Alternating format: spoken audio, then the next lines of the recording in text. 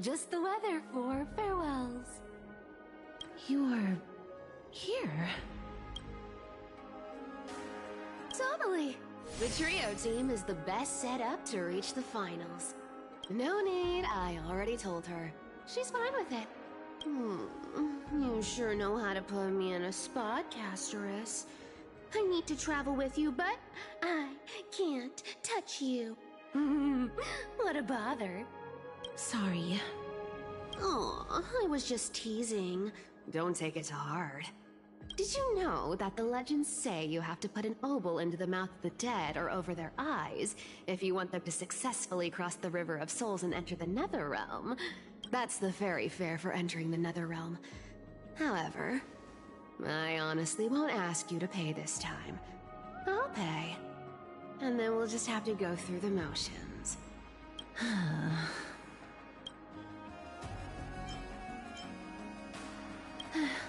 Don't worry. It's not a lot. All right, pass me the coin. It's time to get the gods' powers going. A fleet-footed trip to the Netherrealm. Here we come. Oh, one last thing before we go. I gotta give you this piece of advice. Especially to you, Princess Homebody. You can't catch the wind by waiting. You only live once. So make the most of every moment you have.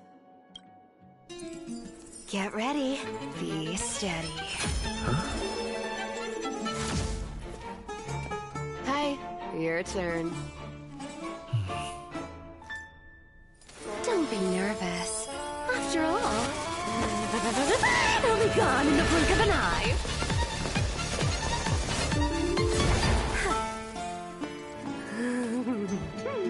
All done. Bye-bye.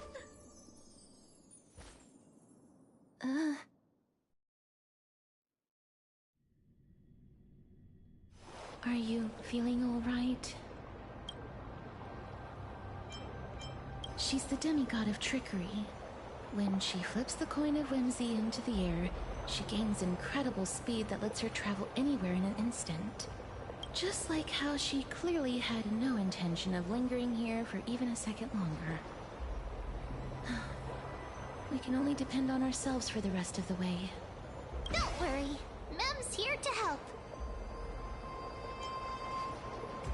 I don't think I even meet the height requirement for the ticket, so I won't need one, right? This is Styxia, the city of dragons and waves. Anaxa hypothesizes that the missing Thanatos is somewhere in these ruins. This is the land of their birth. Or perhaps of their death.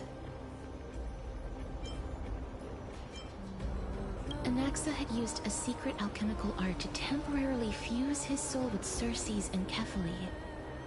And when he was on the verge of death, he was pulled by Thanatos and caught a glimpse of the flowing River of Souls. This alchemy, considered a sacrilegious act, might actually make the souls of mortals and titans attract each other. Even though Thanatos has been missing for 1,000 years, and even their followers haven't been able to find them. Perhaps that special attraction could summon them here.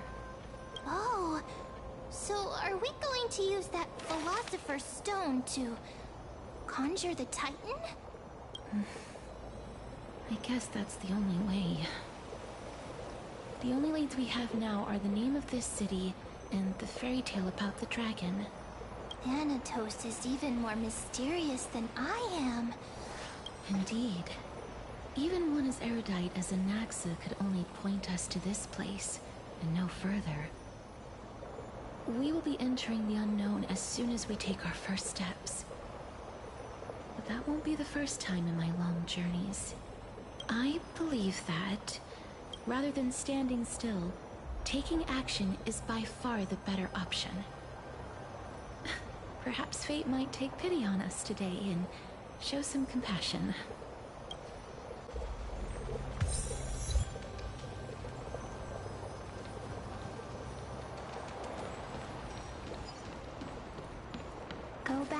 once you came. Go back.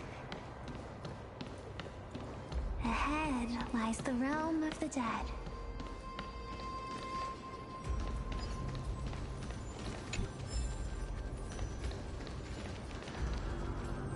What a beautiful butterfly.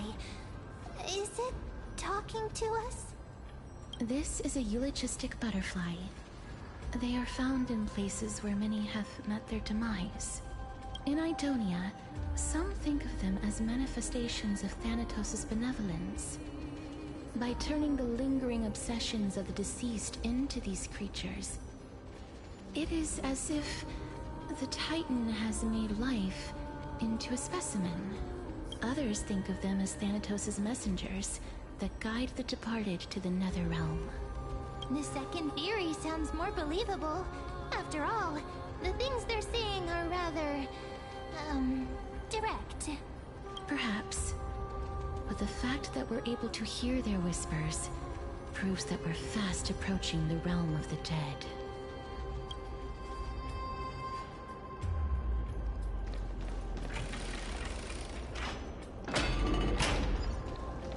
These shadowy figures... aren't they illusions reflected by the River of Souls? Mommy told us to go ahead first, but she's still not here yet. 1, 2, 3... I don't even know how many days have passed since then. Perhaps Mommy will be back once you finish counting the days on all 10 fingers. 1, 2, 3... It's been much longer than 10 days since we left Mommy. Strange. For reflections in the River of Souls, they seem oddly animated. Do you want to buy any fish? Huh? He can see us? Wait. More living people. I'm not selling my fish to living people. You lot are too shameless. Buying fish without paying. If I ever see her again, I will... Could it be that... you're all dead souls that never achieved rest?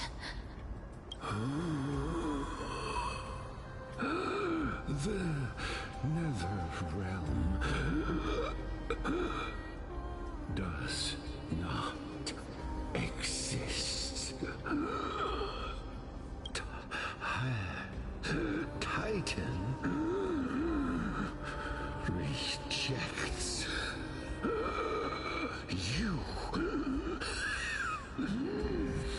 Me. So... do you want to buy any fish? But there aren't any fish nearby. Are the fish gone? The people are gone too. I can only keep selling fish. So, do you want to buy any fish? Apologies. I don't have much in the way of savings, but perhaps there's another way for me to release you from your suffering. Please relax. May you fall asleep peacefully amid a gentle field of flowers. This... I knew it. These people aren't illusions. They're the souls of the deceased. They're supposed to reach the end of the West Wind by floating down the River of Souls. Yet, they have floundered upon the shoals of the stream, unable to move forward. Did Thanatos reject them? Or perhaps they didn't really die at all? Why are you identifying as a dead person now? Don't give up on yourself! I have no idea. This circumstance is completely unprecedented. Hang on. Didn't he say more living people. So that means he's seen other members of the living apart from us. Could it be that these souls are stuck here due to someone's deceit? If something is done out of goodwill, are you really gonna call it deceit? Goodwill? I can't see anything good out of... Wait a minute. Lady Cypher? That's me. I still belong to the land of the living as of now. Thank you very much. Could it be that you are the living being that those souls met? I couldn't take their behavior anymore. So I stole some things here and made up some lies there. Just trying to give them something to look forward to, you know? It's because of vile living creatures like you that we're being misunderstood by all of them. What else am I supposed to do? You can see the mess this place is in. These poor souls are denied by the Netherrealm. So now they're stuck in a few brief moments of their life. Unable to move forward or back. Did you see those two blacksmiths on the way? They've been here for as long as the sun's been around, wailing over and over about casting a shield. Styxia is so freaky. Then why have you come back, Lady Cypher? Hey, I'm not here to aid your adventure. I hate water more than anything else in this world. Especially that stinky river of souls. But, I just discovered some stuff before I left. And I reckon you should know about it. It's about that boy who defied death. I found traces of him here. Lord Mighty? Oh, right! That's his name. Well, now you know. As for whether that info is actually useful, that's for you lot to figure out. So long, Princess Homebody. So long, Grey Mystery. Huh? She disappeared just like that? Lady Cypher has always been a free spirit. In any case, she has brought us some valuable information. If Lord Mighty is also somewhere along the river shoals right now, then he will certainly become our signpost. After all, he's different from those wandering souls. He will find his way, even in the realm of the dead. Don't worry, it's time for me to shine. Orynyx's rune of recollection is nearby. Use prayers to return the river to before it got flooded.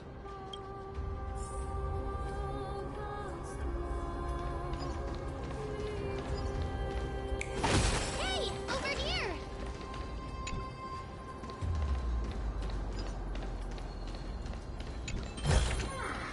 No reward with no risk. I'll take it.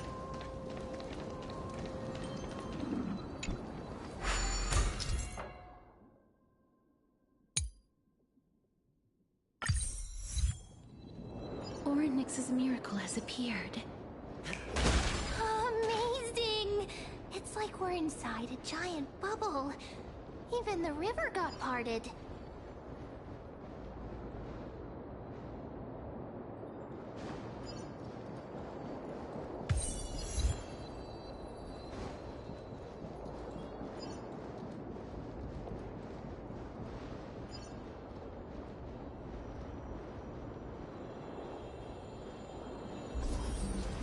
There are wandering souls of the deceased here as well. We must first return to the present before we can communicate with them. Ah, by the looks of it, you must be the foreign warriors that the Queen had mentioned, right? Since the current campaign requires the utmost care, I wasn't able to make time to welcome all of you. Please, forgive me. Foreign warriors? A priestess, a warrior, and a divine beast. You look identical to the blessed saviors that the Queen described. A campaign? Who are you campaigning against? Nobody knows, as of now. Of the scouts that went ahead, only one has managed to return. He says that the land ahead is a forbidden land that should not be approached. as it is the doorway between the netherworld and the mortal realm. As for the rest of the scouts, they've completely lost their souls and are decaying by the day. While there is still dissension within the city, the scholars agree that this calamity was so unprecedented that it needed to be given a new designation. An unprecedented calamity. Death? It seems that you have indeed heard about this. Well, death is just one of the possibilities. It's too early to come to a definitive conclusion. A world that has never seen death. Looks like these people lived in the era Chrysia before the Calamity Titans descended upon the land. May I ask, where is the scout who managed to come back? Though he returned to Styxia, he only had enough left in him to last no more than half a day. However, it was his intel that convinced us to rally together. He said that he witnessed the demonic specter of an evil dragon at that treacherous land. The apparition opened its giant maw and devoured everything in sight, and thus brought Styxia that thing called death. Styxia. An evil dragon that brings death. It all sounds rather familiar. Wait, wasn't this part of that fable? Sir, could I ask how the Queen and Princess are doing? The Queen?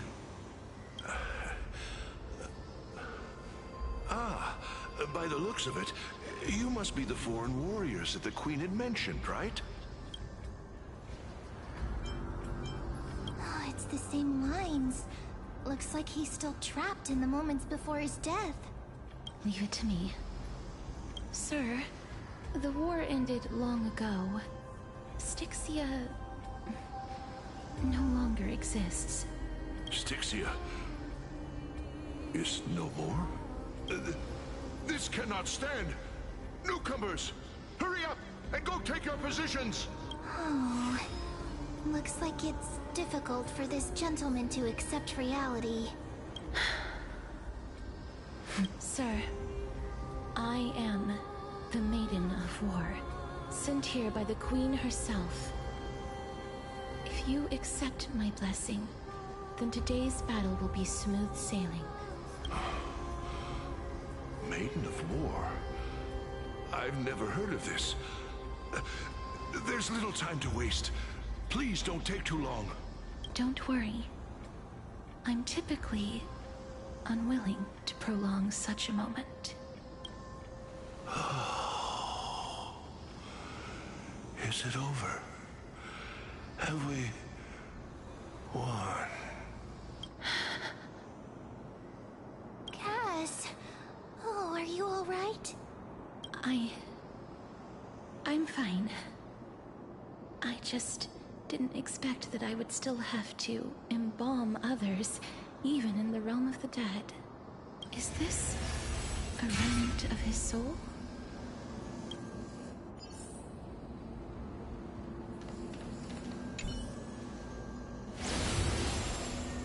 Well then, why should I place my trust in you, holy maiden from afar? Wait, this is... I don't quite understand what you're trying to say. Since the prophecy has already pronounced your name as Chrysos, heir of death, Akima ought to treat you as an esteemed guest. However, you seem to have no intentions of concealing your involvement with the Council of Elders, while most likely being aware of my issues against them. I cannot deny your claim. It was the Council that offered this room to me, and they had only one request. They want the curse of death to be completely subjugated to your will.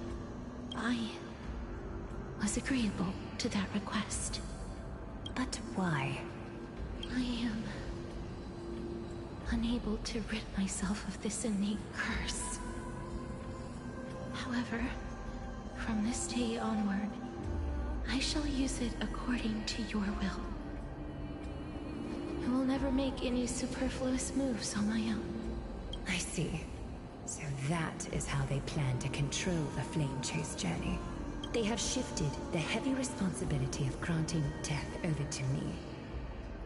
If I ever become obsessed with executing people, they will then have ample reason to terminate the Chrysos Heir's journey.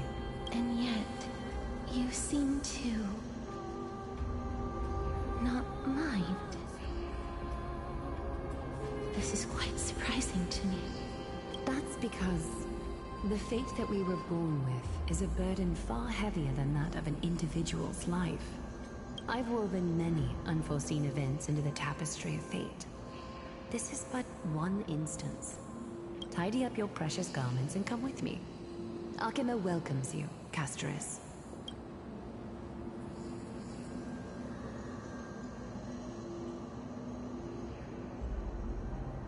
I didn't think we'd find vestiges of memory here. Maybe they've got something to do with Orynyx's rune? Perhaps.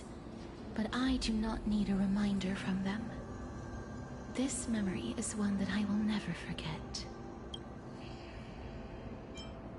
I really want to repay her for that trust. But why would this memory appear right now? Is this really Orynyx's power?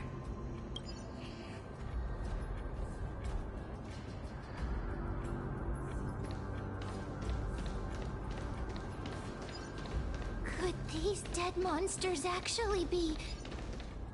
If Lady Cypher is to be believed, this could be the handiwork of Lord Mighty. Why are the Black Tide monsters here too? Can they swim in the River of Souls? Even Thanatos wouldn't be able to accept Black Tide monsters into their realm. These traces seem to suggest that anybody who trespasses upon death will pay a heavy price. Since the realm of the dead must remain peaceful, it's imperative that we rid the place of such discordant noise. Please stay back. Let me deal with these enemies. The strength. Heaven surge. Break! Trifling. Some value, I suppose. There's no time here. Get thunder!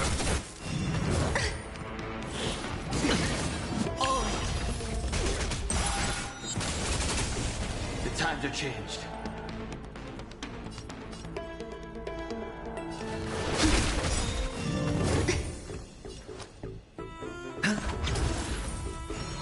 Stay away! Watch your head!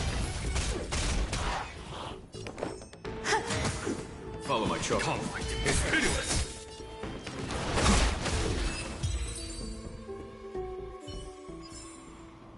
As if victory were ever in doubt. The path ahead is blocked by the River of Souls again.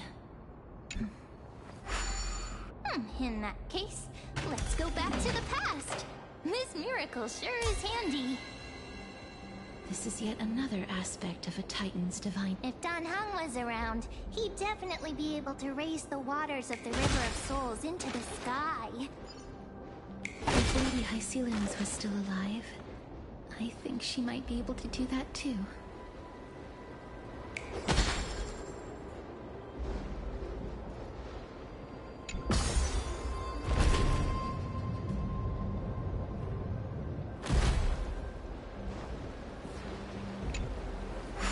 You seem to be able to discern both the past and the future.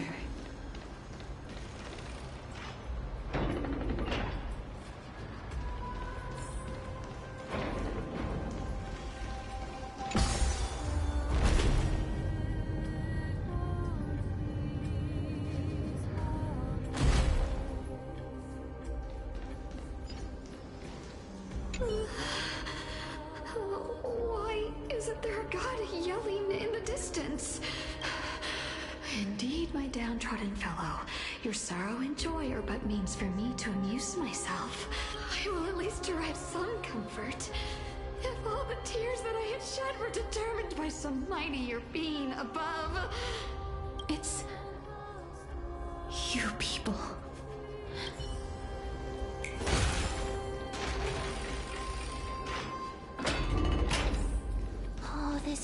Nice. It must have been a beautiful courtyard in the past.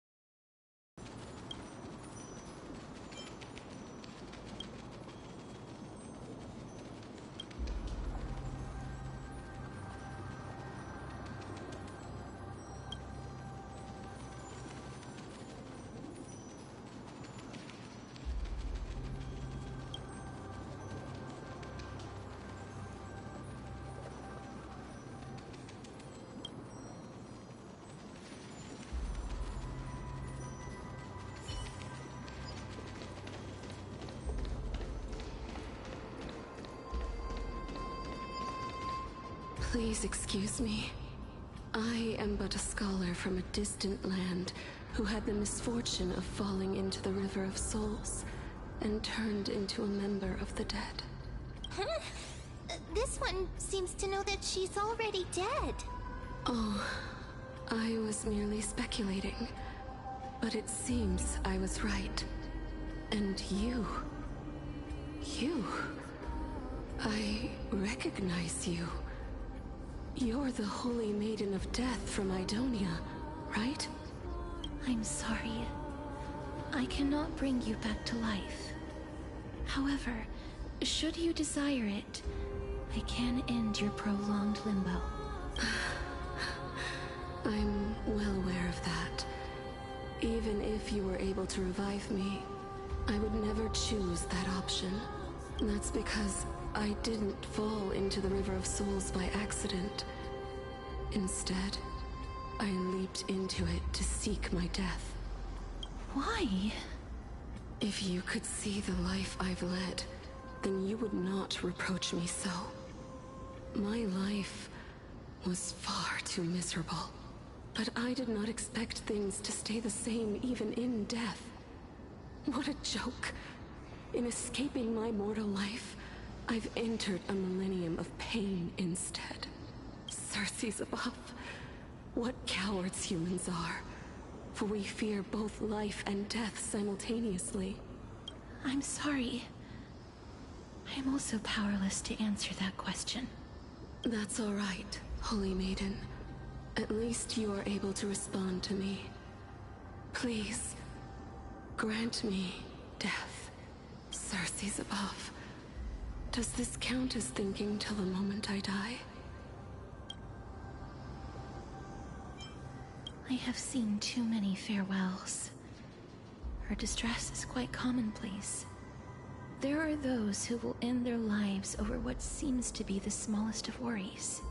For some people, this power that I possess is a blessing rather than a curse. But I never managed to convince myself of that. Cass, are you still trying to create a world without death? Yes, because when placed under time's vast scales, there is no worry in this world that cannot be solved. This is a wish that I've held for almost a millennium. My mind might have changed once upon a time if people managed to strike up a friendship with me, but I've never been more firm in my conviction. Now that I've learned about your near-death state, it is my duty to wipe death from the face of this world.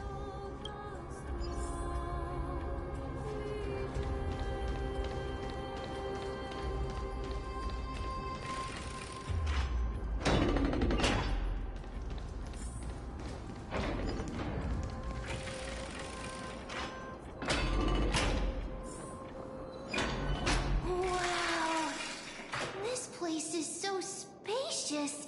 Is this the kingdom vault fine and all, but we need to lay down some rules. We're not gonna return to the past to steal things. Do we need to enter that doorway to climb even higher? There seems to be a person. Oh, more like a soul guarding it. But how should we get up there?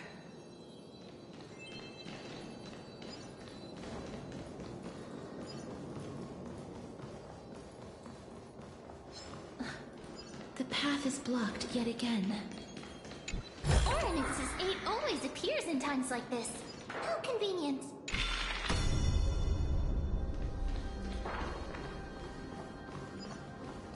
Look, there's even a platform lift over there.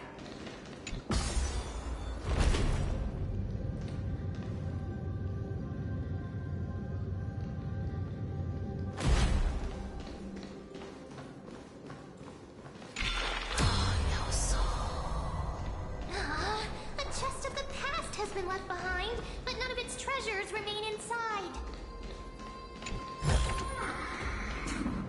This is hard enough to see at the table.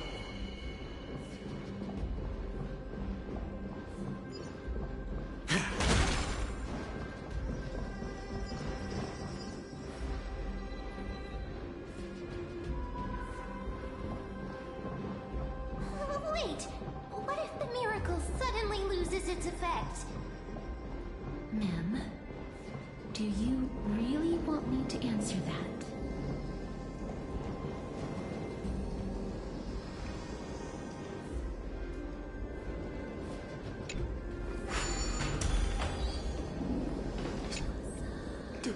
Don't come near me! Why does he look so panicked?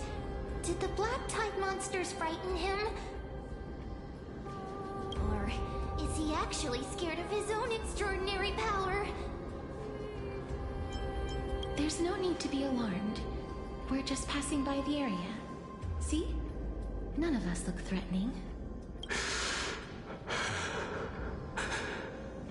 You have a point. Although, while this might once have been the royal vault, it's since been plundered empty. So please go away right this instant. You've misunderstood us. We simply heard your shouts as we were passing by, then decided to come over to find out what happened. My goodness. Did I really yell out loud? How rude of me. I'm sorry to have bothered you. I merely saw a warrior. While that spirit didn't harm me, his blows really packed a hefty punch. A warrior? Could it be... Wait a minute. You seem to be quite different from him. Are you actually alive? How can you walk around here while alive? It's a long story. We're here to seek an audience with Thanatos. Thanatos? Who's that? Is it possible that he's also living in the era before death descended? Death? Could it be that you are here to defeat the evil dragon Pollux? Pollux? Is that the embodiment of No. Death? According to the warriors under the Centurion's command, that evil dragon has been dead for quite a while. The curse that condemns people to death didn't originate from it, but they saw a girl within the dragon's embrace, and she is the true Reaper. Pray tell, where is that girl right now? I've heard that the Queen spared no effort in bringing her back to the castle. Her Majesty intends to control all of Amphoreus with this unprecedented power. As for whether this rumor is true, well, no one knows. You have my thanks for the invaluable insight that you've given us.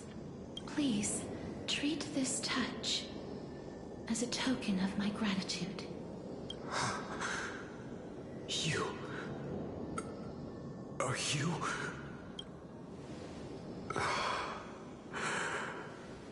Thank you. This is his...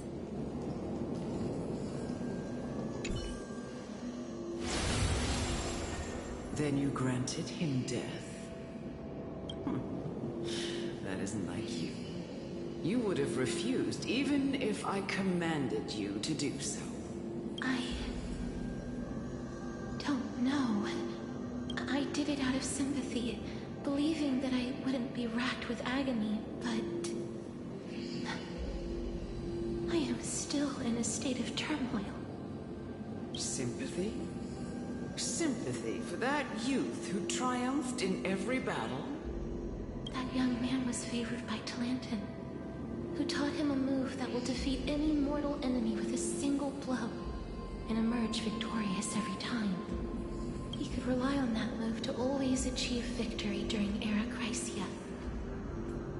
However, now that death has descended upon the mortal realm, that divine swordplay also means he can send others to death at will. In other words, you feel that he's similar to you? Yes. Since he can never be inferior to others in martial combat, death would be the inevitable outcome every time he strikes. That's why he approached me and pleaded. Pleaded for me to put an end to all of this. You are perhaps feeling lost from making your peace with death in so abrupt a manner. I have not made peace with death. I've seen the people of Idonia stand tall and proud in the face of death. Even before the fated finale arrived, they were already content with the lives that they'd lived. They had such proud expressions. Expressions that made me believe death would be an insult to these mortals if the concept is truly a power that a god had carelessly cast down upon the world. Perhaps death's authority was never meant to exist in this world. Just like how I shouldn't exist.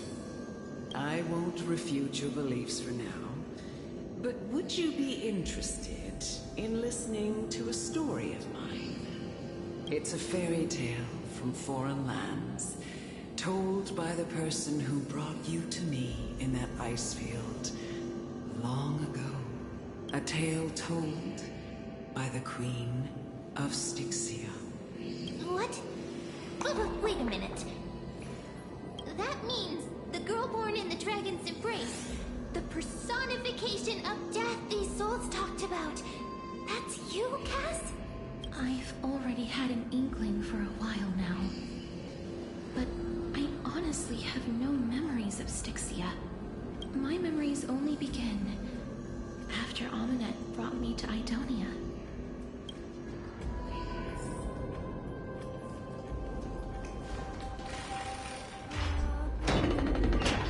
Don't look back. Keep moving forward. Always. It's yet another eulogistic butterfly. Are we getting closer to the Netherrealm?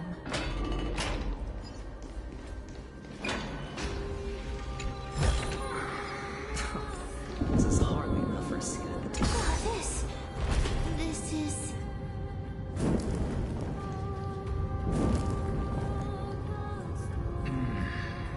Living ones?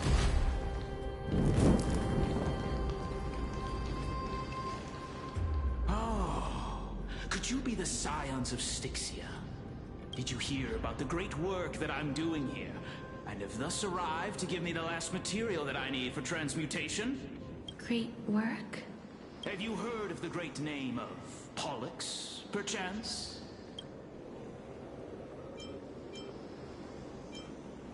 You don't have to describe it like that, mister. You have? Then that's good. During the Age of Myth, a time likely before your birth, I was the unsurpassed zenith of alchemy that none could reach. On the shoals of the River of Souls, I shall make Pollux soar again and bring death back to the world. But didn't that dragon already bring death to the world? Oh, looks like you don't know the whole picture. Well, it's true that the missing girl can grant death to mortals. Pollux, the one who delivered her onto this world, makes it so that humankind cannot die. So, it's just as I feared. This is my guess. The deceased are supposed to drift down the River of Souls until they reach the end of the West Winds. But this River of Souls was blocked by Pollux's fall. That's right. That's why it's imperative that I bring the dragon back to the mortal realm and make it soar the skies again. I have long since prepared my alchemical matrix in the tower. Although, I am still missing the most crucial material of all. That final ingredient, the final sacrifice, is none other than the girl who lives out her days with death. Huh? What's going on? You didn't touch him, did you? I know that I am no longer capable of carrying out that task. Take this, all of you, and please fulfill that great undertaking on my behalf. This... We had been inebriated in Fagusa's feast too long before we began to seek divine bestowed death, so that we could be freed from the whims of fate. However, that brought doom upon us. Instead of summoning a supreme god, we encountered a monster that cut off the River of Souls. That detestable dragon Pollux denied all the dead from the gates of the nether realm. Unable to rest in peace, these departed spirits engulfed Styxia like a roaring tide. As a result, my city and its people no longer exist. That child is the only person whom I managed to save. Born within the evil dragon's abdomen, she has possessed the talent of death since her birth. She must have been granted to us by the gods as a chance for us to atone for our sins.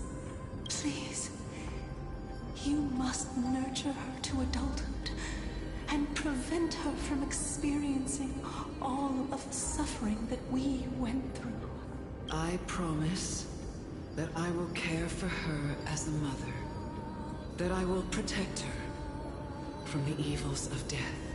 By Fagusa above, thank you for your kindness. As her mother, please bless this child with a name. Before I am swept away by the River of Souls, please, let me know how I should address her in my next life. Oh. Like how a transient raven butterfly, a fleeting papilio castor, perches on the twig of death. Castorus. That shall be her name. That's where my name comes from?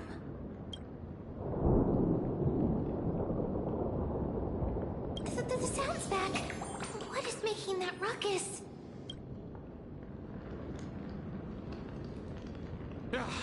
Living ones, don't waste your time bickering. The Netherrealm's wrath is falling upon you. Black Tide creations. When did they... Mister, please fight them with caution. Be careful not to suffer the same fate as those Black Tide creatures! Everyone, hide behind me! Every petal in life's garden, all will be swept away by the wind. Awaken, thorn scales. World-cleansing dragon. Time for it. Show no mercy.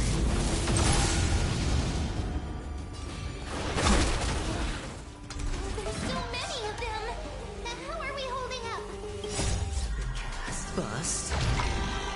maybe I'll take it all! Heaven Surge. Rise! Watch your head. Sure, I'll play along.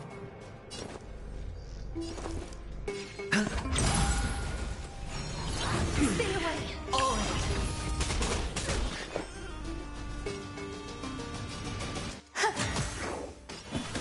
Conflict is pitiless!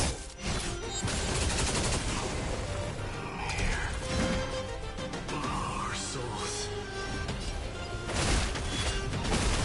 For the feast of strife. On their triumphant return.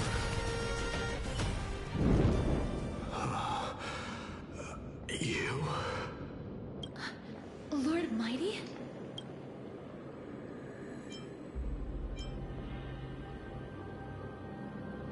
Lord Mighty, you've been through some tough battles once again.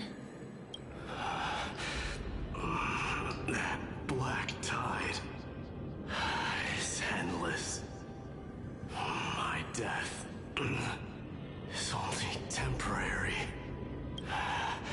I will find my path of return and go back to the world of the living and continue my protection.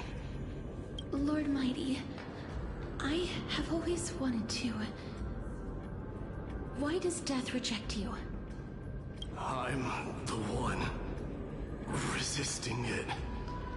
I must resist the temptation to go with the flow. I'll go against the current and kill my way out of this cursed nether realm. That is my destiny. It seems like he's completely focused on resisting the temptation of the dead's whispers. He's working hard every minute to deny death. It seems his battlefield is not limited to the world of the living. Lord Mighty, are you willing to travel with us? We're headed for the Matrix inside that tower, to summon Thanatos from their prolonged concealment. Thanatos. Challenge. Death. That's right. If we can work together and defeat them, you won't have to be troubled by the curse of immortality any longer. Let's go together, Castorus. Let the person who has brushed against death countless times guide your way. Cass, are you sure you want to do this? The alchemist said he wanted you to be a sacrifice. I'm not afraid. There's no reason for us to turn back anymore. Rather than standing still, taking action is by far the better option. Perhaps fate might take pity on us today and show some compassion.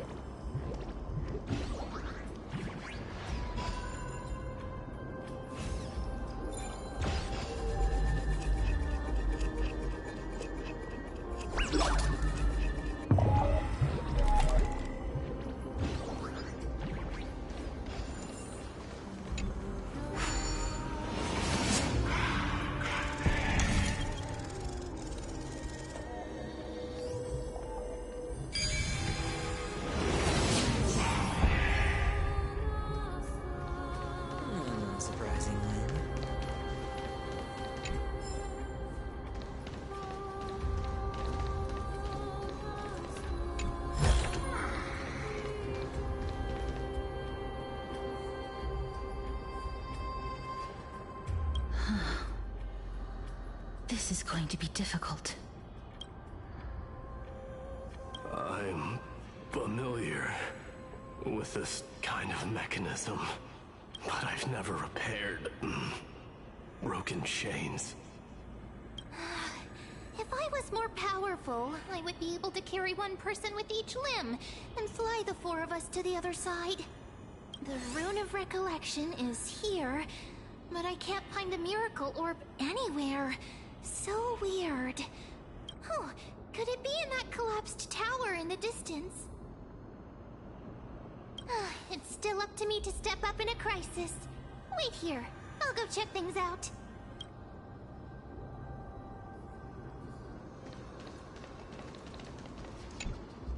Just shout for me when you need my help!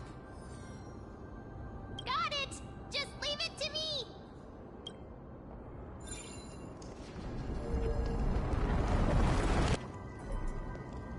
Mem did it. The pink squirrel is very smart. Why am I a squirrel now? The miracle's range is limited. Please come a little closer.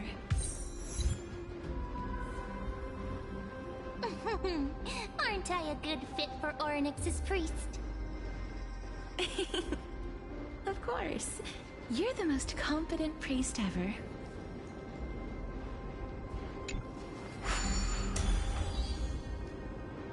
The alchemical matrix should be behind this door. Is that... Wow, there are so many of you! It's little Cass and little Grape. Oh, there's also little D and the pink puppy! Trian? Aren't you... This is the first time I've encountered a deceased friend while going upstream in the River of Souls.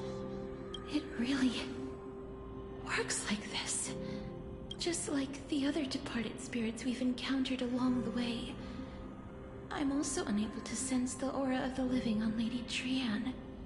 Yup, you're right. Trian already knows that she'll not be able to return to everyone's side. But Trian believed that little Cass would eventually return to the Netherrealm. So, Trian has been standing here, at this spot closest to the world of the living, and waiting for little Cass. Oh, it must have been very tough for you. But according to what Trian said, we're almost at the entrance of the Netherrealm. Trian promised Trevi and Trinan that when little Cass got here, Trian would get the gift ready and be the first person to run over and welcome you. So, little Cass, don't cry. Please, accept this. We finally finished it.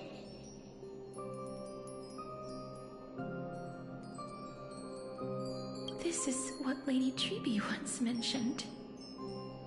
The gift for me that you didn't manage to finish. The Holy Maiden of Yanis. Even when separated by life and death, their thoughts are still connected. Trian spent a lot of time drawing this. Trian hopes that little Cass likes it. Seriously? It's seriously a wonderful drawing. Lady Trian.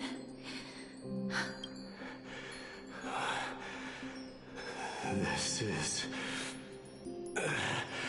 our flame chase journey. Little Cass, we don't know what your journey was like before. Trevi has always said that it must have been a very harsh and frightening journey. But little Cass no longer has anything to fear now, because everyone is here with you in this flame chase journey! That's right. Only now, when I see Lady Trian's gift, do I realize that I've already obtained so many things I would never have dared to dream of since I embarked on the flame chase journey.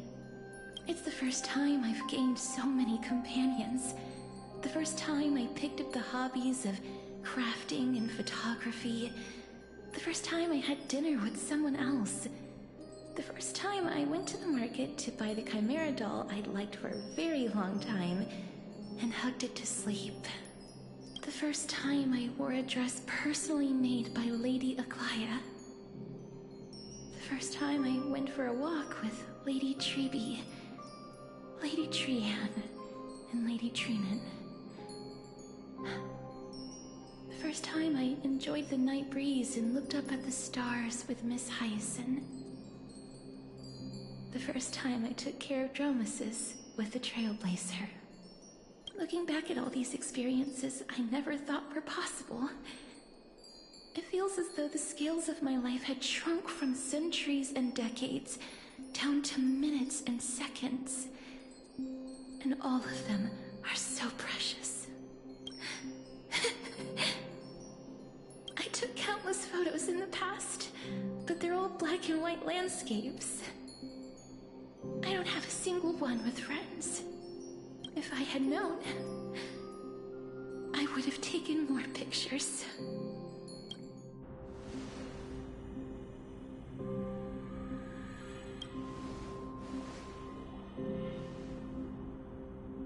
Trian says yes! Trian likes little Cass and would love to take a picture with little Cass.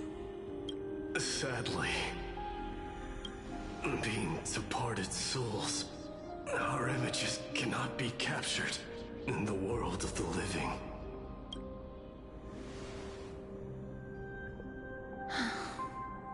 I thought so too. What? Are we seriously going to leave any room for regret?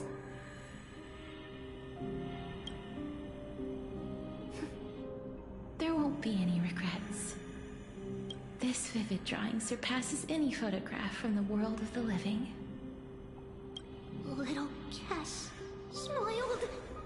Treeby, Treenan, and Trian's wishes finally come true! I remember you once said that fate is not the flowers that bloom at the end of the road, but where people tread beyond the gate. Now, the path that belongs to me is about to reach the end. Thank you for bringing me the final key. Key? Little Cass, why are you talking in riddles all of a sudden? I have a feeling that soon, this gift of yours will become the key to saving Mister's life. Wow, that's amazing! Then keep smiling and carry on bravely! Little Cass, Little Gray, everyone, see you tomorrow!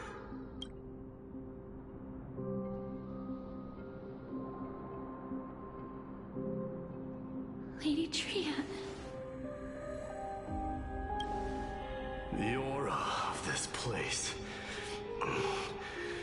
We have indeed reached the end of the stream of souls.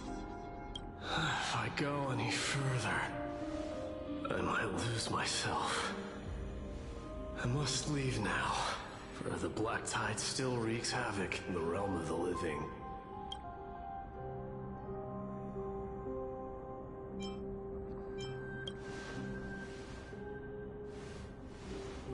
I have broken free from the chains of death countless times. This time will be no different. Castorus, will you fulfill your duty for the flame chase? I have yet to make my decision, Lord Mighty. No matter. Make the choice your heart desires. Even if it takes 1,000 years of waiting, I will continue to fight till I die. Then rise from death till the miracle descends.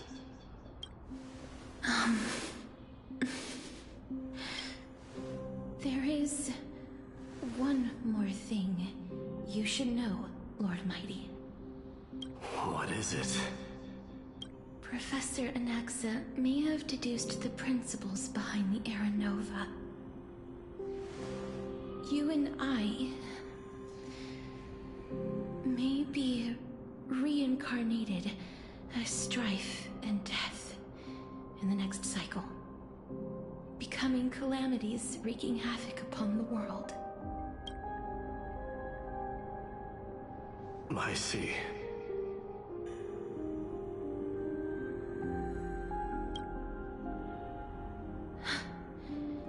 Is that all? Are you going to accept such a fate without complaints? Do you have a strategy to shatter the shackles of our fate? I haven't found it yet. Perhaps I never will. Then, cease wasting your thoughts on futile matters. Control what little you can.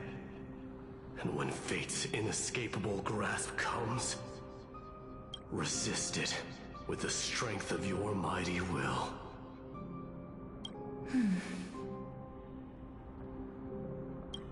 Thank you, Lord Mighty. I will find the right decision.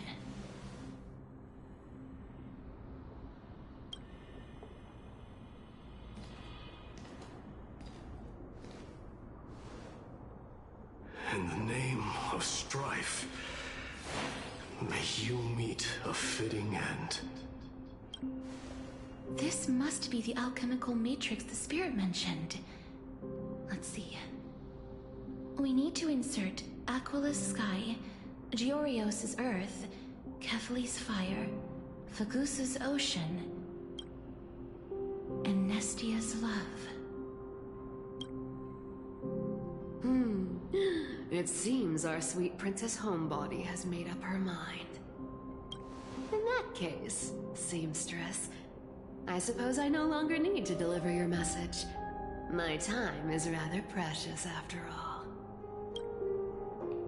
Whether you wish to break free from death or not, please, follow your heart.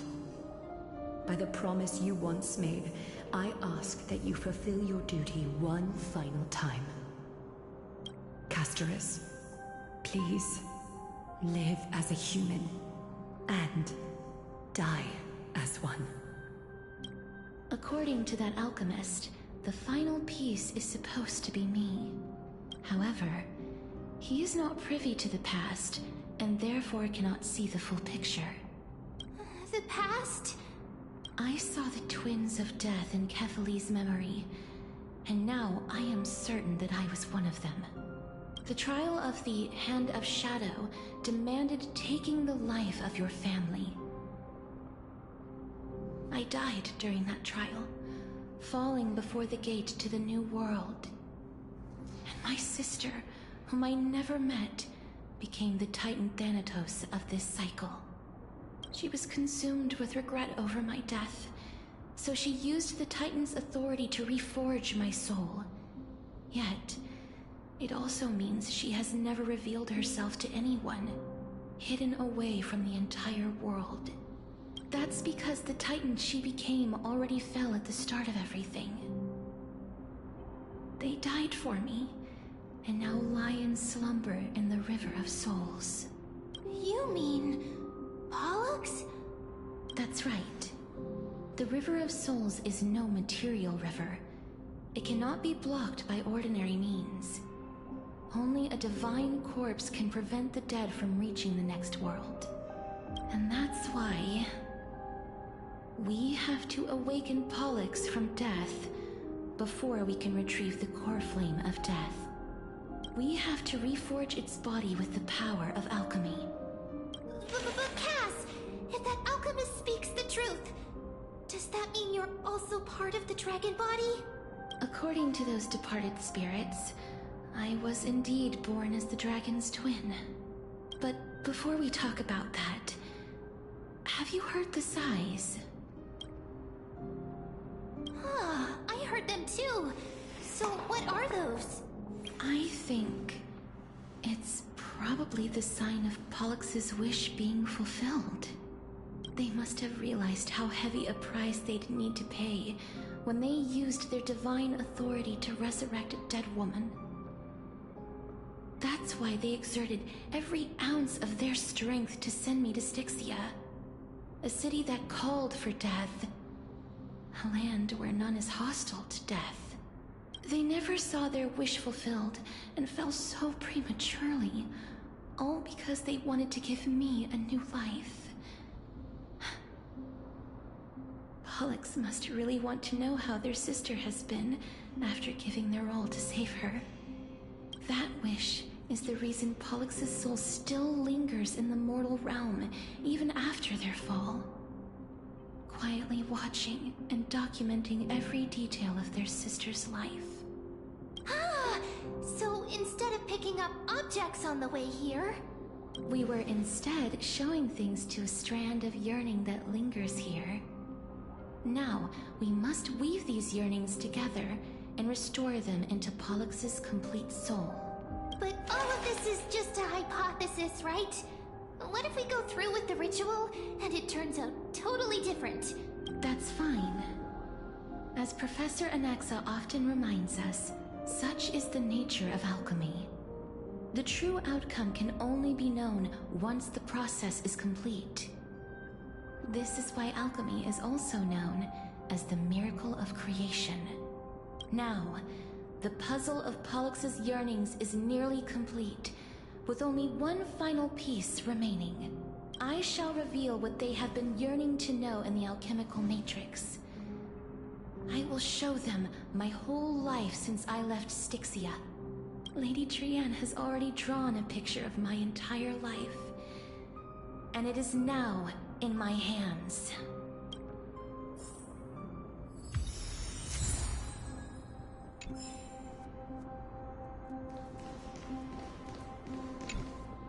Then, let the ritual begin.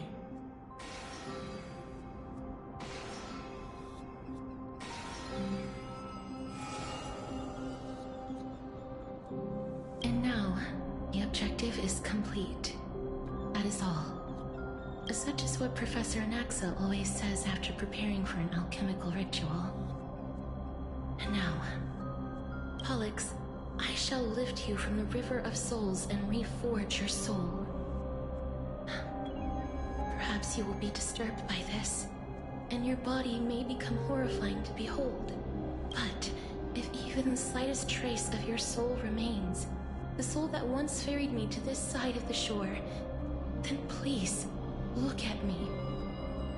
I wish to thank you in person. I have obtained everything you sacrificed your divinity for. Lady Almanette. Did she recognize you? Oh, she must be the first soul we can communicate with here, right? I'm afraid she is just another spirit trapped here, like the rest of them. The only difference is that I was there when she died. Please, go on. I'm listening. Are you about to tell the story of Styxia? Yes. You're just as smart as I imagined, but... never mind. Now's not the time. There's no need to worry, Elder. Take a look around you. You're already at the resting place of the dead. The world of the dead. But how? I understand that you chose to remain silent about the story to protect Casterus, the girl who coexists with death. But you no longer need to hide that story. I can assure you that you have protected that girl's life well. Oh. Well, in that case, let me begin. Styxia, the pearl of the ocean, plagued by unwarranted calamity and ravaged by death in the fairy tale. It was the first city-state to shift their faith towards death, even before Idonia did. From where you stand now, I suppose that's a bit hard to believe. right? Indeed. I cannot imagine that those from the era Chrysia, blessed with eternal life, could ever yearn for death. I have pondered the same question, child. But I am afraid there is no clear answer to it. Journeys and epics are only glorious and magnificent because all things eventually fade to dust. That's how someone once explained to me why death is necessary to the world. But I still can't take that as the final answer. Would a world without journeys and epics be worse off? I take it the one who spoke this line was a general, or perhaps a warrior. I, however, did find some inspiration in these words. Would you like to hear my thoughts, Castoris? Please enlighten me, Lady Amunet. Though I have already made up my mind on how to handle the authority and core flame of death, your words might truly guide me toward the path forward. You and I are neither warriors nor generals. Therefore, journeys and epics cannot truly resonate with us. But what if I reframe it like this? What if love is not a trait bestowed upon mortals by Nestia, but a blessing from death? Love. No one ever invented the word cherish in the era when life was eternal. For all the good things in the world could be revisited endlessly, and every bond formed carried no risk of being severed. The so-called era Chrysia was an age devoid of both virtue and sin. People did not truly live. They simply existed, going through the motions without passion or purpose, then waiting for something to happen. Perhaps the people of Styxia chose to embrace death not out of fascination with its cruel and fearsome side, but instead became fixated and obsessed with the impulses and desires tied to a finite existence. Therefore, death is not a thing of fear and desperation, but... That's right, Castoris.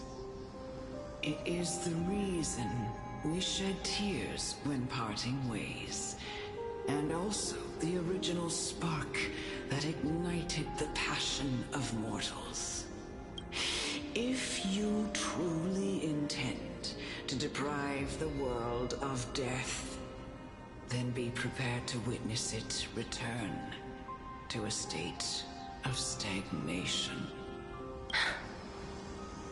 I understand, Lady Amunet. Our limited lifespan shapes all that we know and love. Not even the Death Titan has the right to take that away from humankind again. Nestia's love was the chrysalis of Gold's first blessing, but it most likely wasn't understood by mankind. We only learned to interpret this wonderful gift after Thanatos' arrival. If the world was bereft of death, then the Queen of Styxia wouldn't have played midwife in delivering me into this world. You wouldn't have welcomed me into Itonia, and Aglaya would never have invited me to join the Flame Chase journey. None of these stories would ever have happened, and I would never have lived, let alone found happiness. Thank you.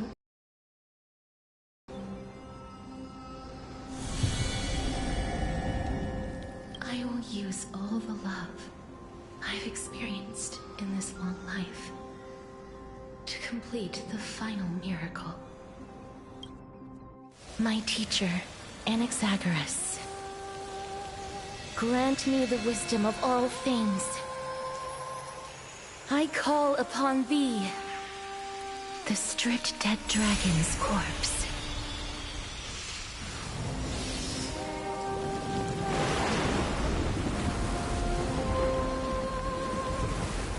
Rises from the earth, falls from the sky. As above,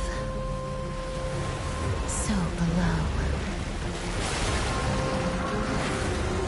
This is the greatest power of all powers.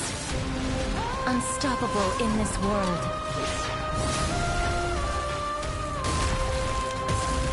The great work that commands all death. I shall grant you embrace.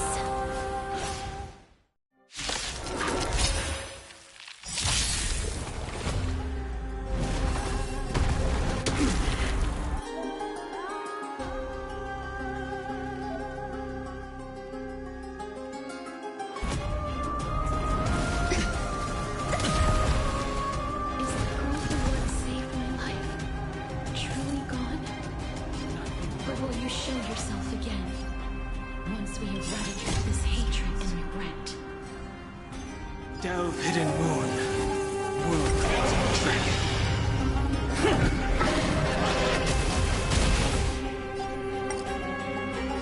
Heaven surge. Rise! Hedge your bets. Some value, I suppose. Eternal. Follow my charge. Here is thunder! Watch your head. Time for the master stroke. Show no mercy.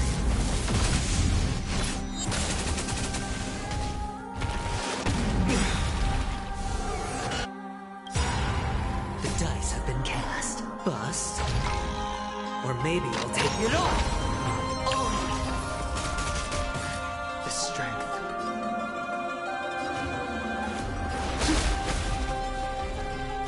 Enjoying yourself? Sure, I'll play along.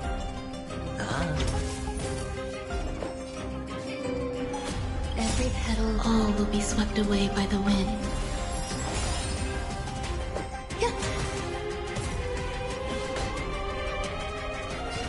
Conflict is pitiless.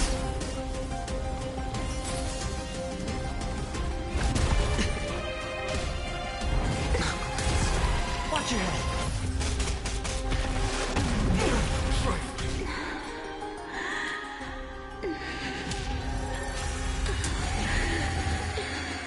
And I know you're anxious. Shh. Don't be afraid. Hedge your bet. Grace and elegance. Existence is unity.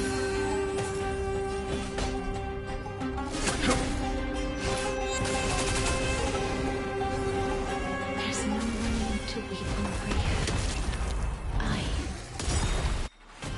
will grant you peace.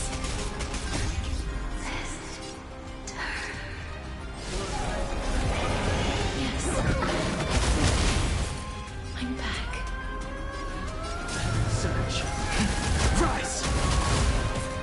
Sure, I'll play along. The dice have been cast. Bust. Or maybe I'll take it all. Oh. There's more to life.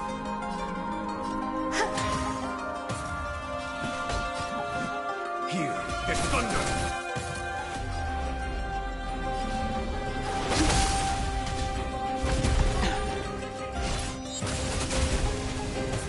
I hit the mark. No dirty trick. Watch your head.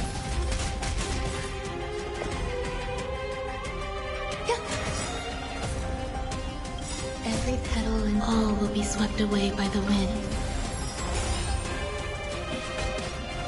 Conflict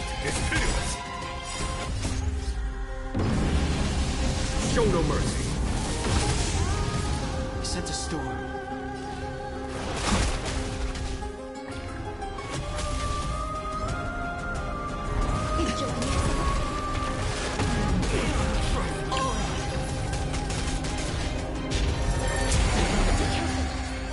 They may be moving to east, but there is fury welling up within them.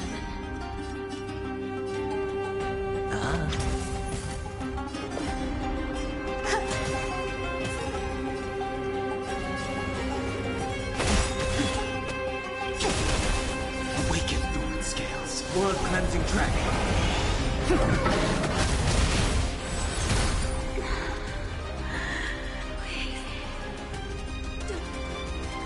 Turn back. Never go.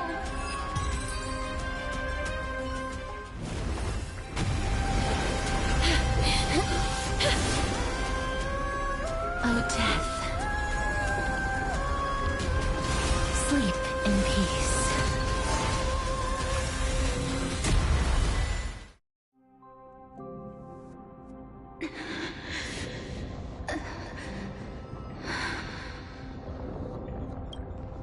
I'm sorry I have to wake you up from ancient death. And I know you're anxious. Shh. Don't be afraid.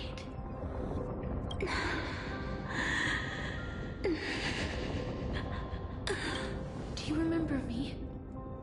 I'm the girl you once carried across the Sea of Souls. I'm sorry I wasn't able to remember you, but with the help of many people, I was finally able to pick up these broken fragments of my past. I'm back, Pollux.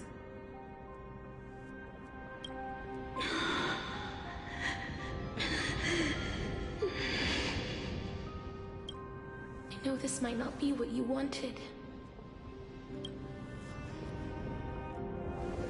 but I have to do this.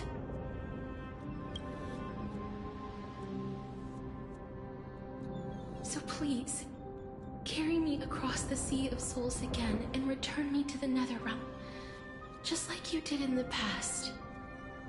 Please take me to where the core flame of death rests.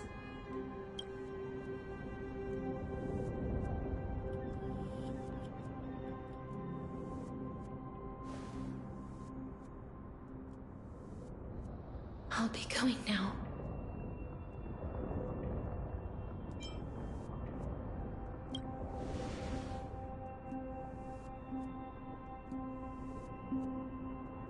They may look scary, but as long as...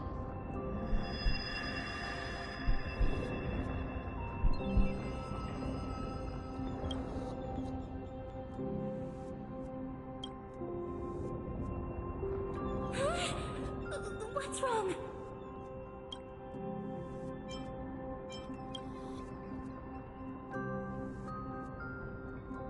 Are you...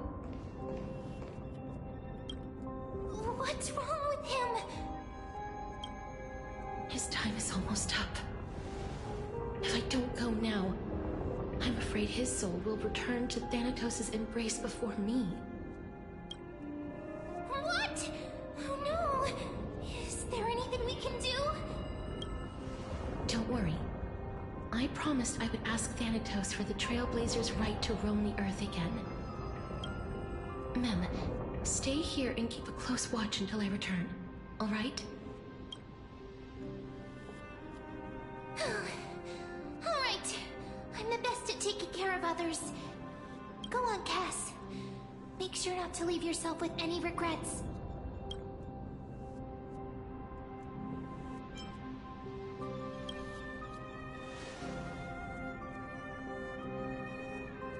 It's a deal then.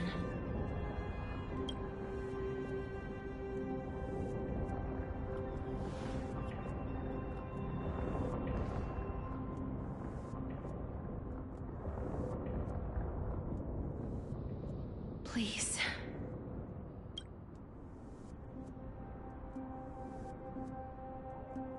Wait for me.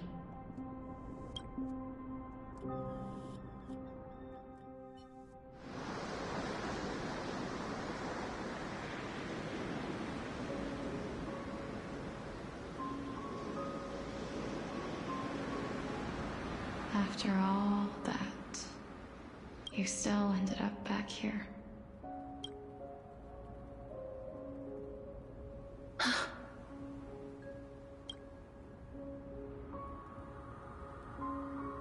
So the legends were true. The Netherrealm really is a sea of flowers. Yes.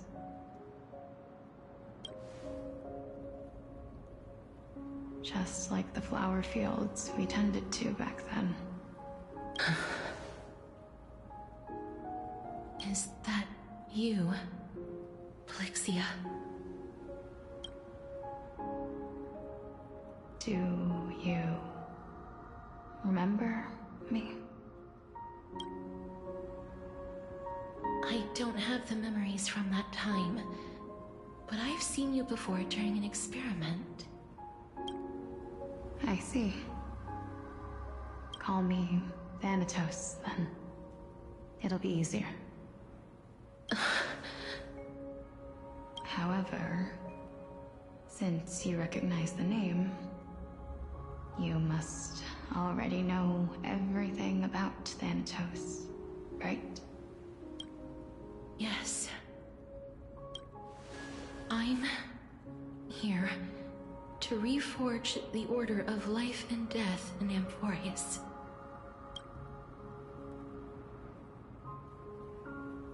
You know, my sister was a sympathetic, but rather sensitive person. Whenever she didn't want to say what was on her mind, she would avoid eye contact and look off into the distance. Just like what you are doing now. Can you tell me about the last Era Nova? What did you do, Pollixia?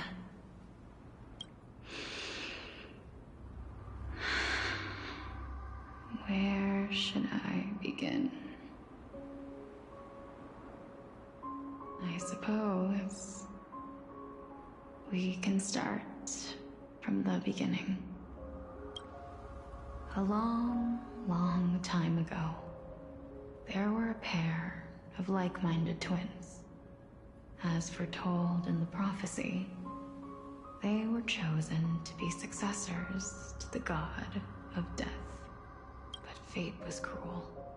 The price of attaining divinity was to take the life of a family member with our own hands. That trial was indeed recorded in that memory. Then you should already know that my sister voluntarily gave up her own life, so that I could ascend as the demigod of death. But I couldn't accept that. Why did we have to kill each other for a future she'd never see herself? That's not fair. So, while weaving the laws of the new world, I shattered the forbidden bottom line for life and death. I reshaped my sister's soul and took the form of the great dragon Pollux to carry her up the River of Souls and back into the mortal realm. But our fates were already decided and manifested in unexpected ways in response to my futile actions. Aging is an unbreakable law of nature laid upon humankind, created at the same time as death. When the living die, their souls will meet Thanatos, who would determine where every soul goes. If the Reaper raises their left hand, the soul is granted death and allowed to enter the Netherrealm to await reincarnation. If they raise their right hand, the soul is rejected by the Netherrealm and returned to the mortal realm to continue walking the earth. That's why the Hand of Shadow can only lay down judgment and not embrace another being. Yes.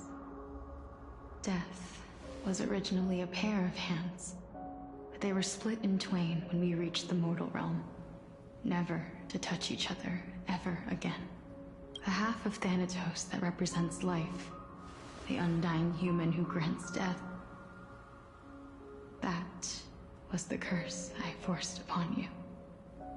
Then, what about you?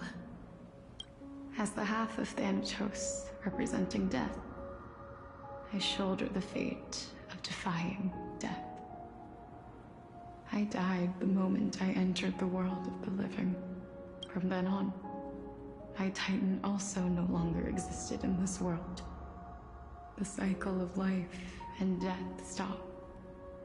Souls were denied their audience with death, and were left stranded within an ever-rising river of the dead. What irony. My selfish desire to save your life gave you and the world a fate far worse than death instead. Then, what was left of my reason was left behind in the Netherrealm, where I've been taking care of these flowers day after day, until there is now a sea of them, all while mulling over the subject of life, death, parting, and enduring in endless loneliness. Fate is absurd indeed. Our lives were a mirrored image of one another, like a pair of hands. Even so, we arrived at the same destination. We walked different paths, yet experienced the same pain. I had hoped that maybe you would at least have a good life in this cycle. I'm sorry. I lived my life well. It didn't go to waste. As far as I'm concerned, you did nothing wrong. Even though I forced the authority of granting death to humanity upon you, a total stranger. Too many responsibilities were forced upon me in the course of this long journey. I was once lost, even upset, but I realized I wouldn't have understood the source of these emotions, nor would I have realized my purpose. I wouldn't have made it here to reunite with my missing half, and we wouldn't be discussing our past while sharing the same view of this landscape. I wouldn't have understood the meaning of our existence. The meaning of our existence. This sea of flowers blooms on dead land, because we sowed it with the seeds of our separation, and watered it with our tears of loneliness. Yes, the only thing death is allowed to create are flowers that bloom from blood and tears. That's why Thanatos cannot create living beings at will. Nor can the Hand of Shadow determine a person's remaining days, because the life and death of mortals should never be dictated by another's will. Are you saying there's no point in Thanatos' existence? No. No single being can bear the scales of life and death on their own. Not even a god. Life and death weigh equally heavy. We both know that now, don't we? You, too, must have had a difficult life. We've taken quite the ridiculous journey together, haven't we? I had a feeling, even back then, that we would meet again one day. Not to embrace one another after a long separation, but to come in search of retribution. Tell me the answer that's already been written, and let us draw this seemingly endless fate. It's been far too long.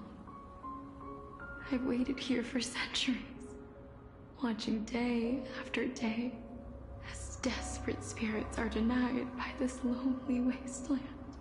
I always hoped I would see you among them, but I was also afraid of seeing you. I didn't know how I could possibly face you again, but more than anything, I was afraid that you might have forgotten all about me. I know. But don't you see, Pollixia? I made it back anyway. You don't have to shoulder death's authority on your own anymore. It was always meant to be held in two hands anyway. So, let's give our core flame to him, and have him take it back to the mortal realm. Give humanity back their cycle of life and death. Our responsibility as Thanatos was never about picking out favorite souls. We were only meant to watch over life. Let's tend the field together, and create a warm sea of flowers for all the souls to come. What do you think, Pollixia? Yes, just one last step. You shall wither, and through that, the dead will sprout again from the remains, and be reborn with the dead flame. As foretold by the prophecy, Thanatos' authority is only destined for only one person to wield. As the Chrysos heir of death, as their demigod, as a titan, our fated moment has arrived once again. Just like before. Yes, just like before. But unlike that time, the ones undergoing the trial this time are prepared. You've made up your mind? Yes, as dictated by fate. But I won't be afraid. As long as you're here with me, complete your trial in this life. Grant me the embrace of death, and light the spark of life ablaze. You've been tempered by life and death. I know you'll be able to give this wasteland its first breath of life. Like a raven butterfly, flying swiftly into the netherrealm, perching on the twig of death. I will. After this, I will remain permanently in the netherrealm. The river of souls shall return here and rain down from the sky, scattering souls across the earth. The cycle of life and death will flow once again. This sea of flowers you sowed shall bear countless joyous or sorrowful souls, and bloom evermore.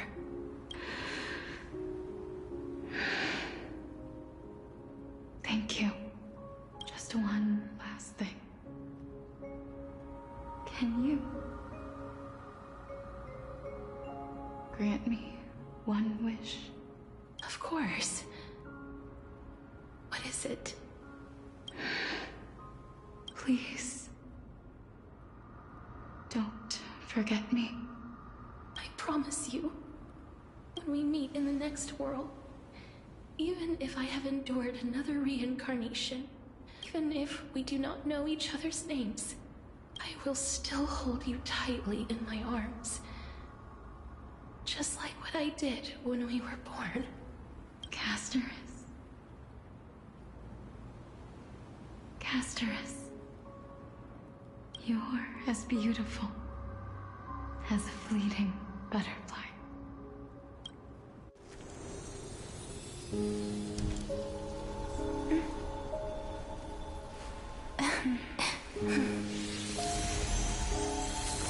I will bring rest to death.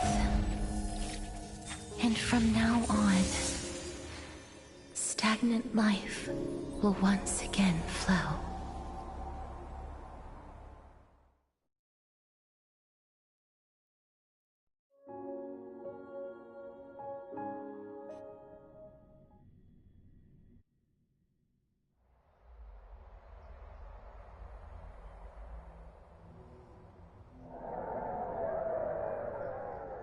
Time flies.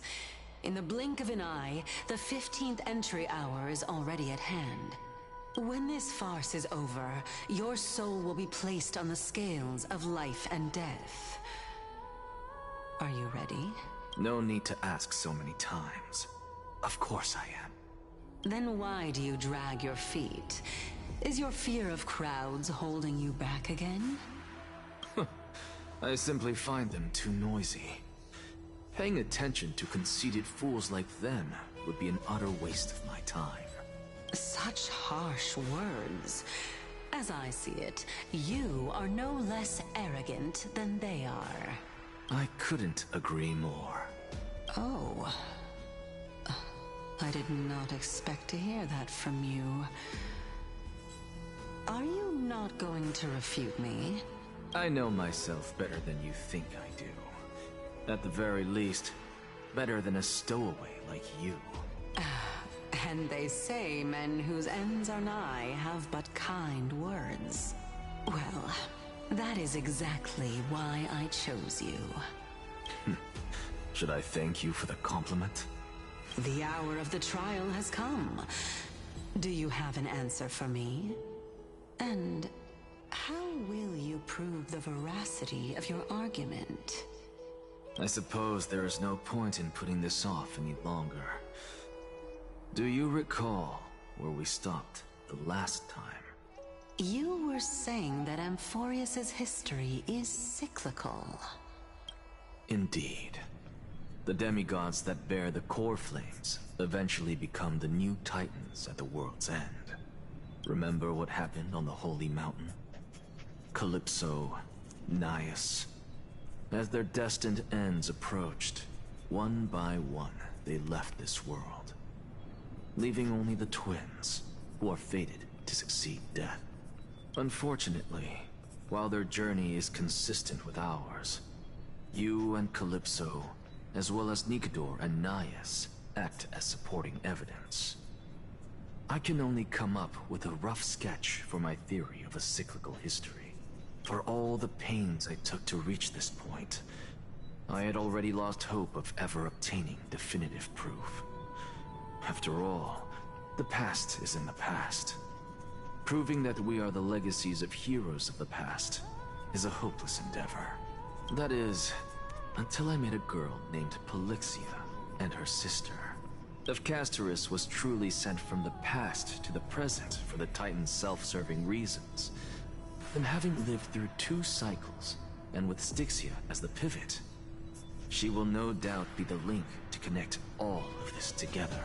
If the Twins of Death can bridge 2 cycles to reunite at the shores of the Sea of Souls, then my hypothesis will no longer be just a hypothesis. And you too will get the answer to your question. Well, that is all well and good, but how can you be so sure?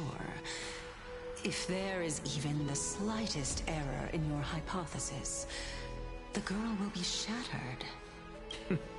It matters not. The most important quality a scholar must possess is foolhardiness. If you are overly cautious, then you'll never have the gumption to make the first step, and change will never come. Besides, I, Anaxagoras, am destined to overturn this farcical world. Come, let us go and teach those pathetic worms one final lesson.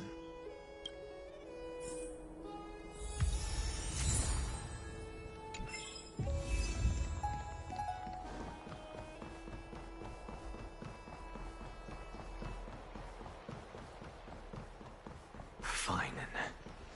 So they are leaving the final debate to him. Let those Chrysos heirs who started this terrible war hear you. Let them hear the voices of the people!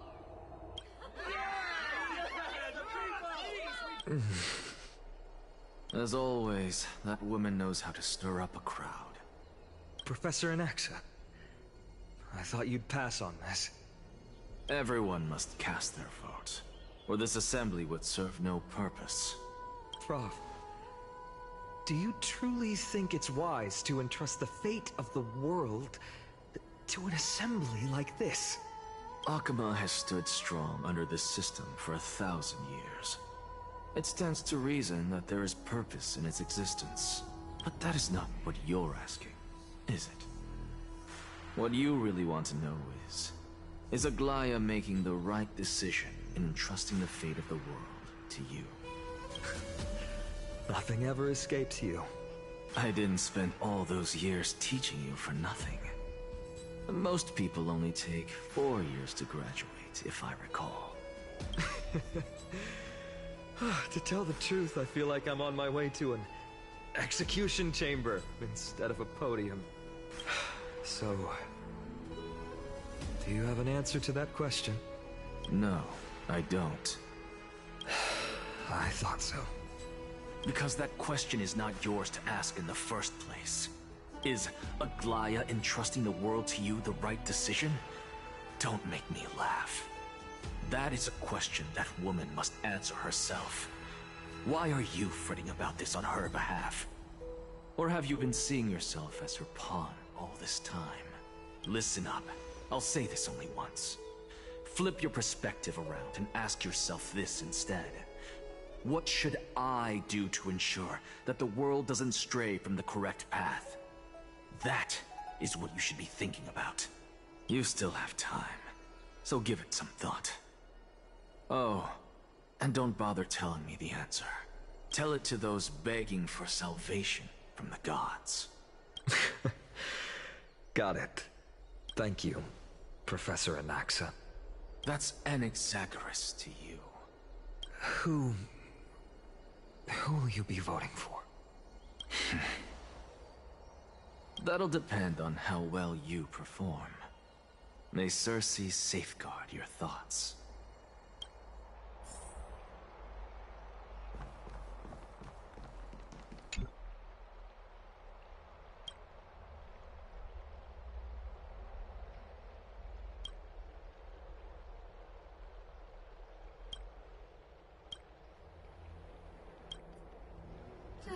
Actually, don't necessarily find space. Elders and citizens, silence, if you please. As the Theoros, I present to you Phinin of Ides Elysiae, virtuous citizen of Akima, and the last speaker of the assembly. Much obliged, Lord Lycus. I remember him. He's the penniless lad working for Aglaya. Where's Lady Goldweaver? Why is she sending this guy to give the last speech? Is this really the end of the Flame Chase journey? Can this dude really face down kindness? I actually don't necessarily find space. By Kefali above. Dear citizens of Akima, as you look upon me, so too do I see you. I see your fear and misgivings, your apprehension about the discord between the Chrysos heirs and the Council of Elders, and your uneasiness about the future of the Holy City. Yet, before you contemplate something as grand as the fate of the world, I ask that you look closer. Look beyond the horizon illuminated by Kefali, at the crisis threatening to overwhelm us. What? Ides Elysiae, my beloved hometown, is a village forgotten by time. It is a place with the most invigorating breeze and wheat fields that spread all the way to the sea. I once thought that there I would enjoy a lifetime of peace and quiet with my friends and family. How I wish I could invite all of you to that paradise, far from the noise and chatter of the world. Alas, I can't, because she, and all that she nurtured, all that I loved, they have long been devoured by the black tide.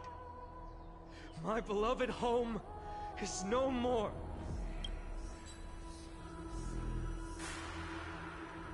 I will never forget the day the black tide struck.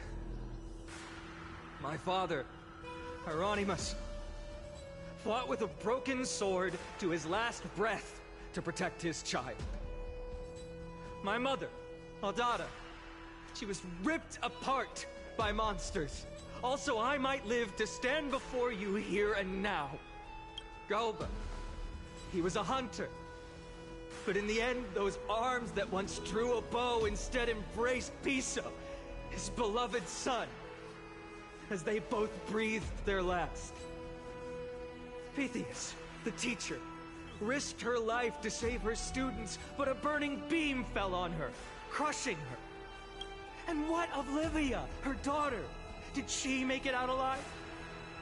No, she didn't. Livia, Piso, and so many other children. My childhood friends. They were all swallowed by the black tide and turned into monsters. They kept saying the same thing over and over. Even up until the final moment, I finally steeled my heart and granted them eternal peace with my sword. Why, Finan? Aren't we the best of friends?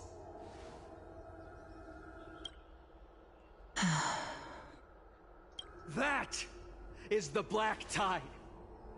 A looming threat that can bring Akuma to its knees any time.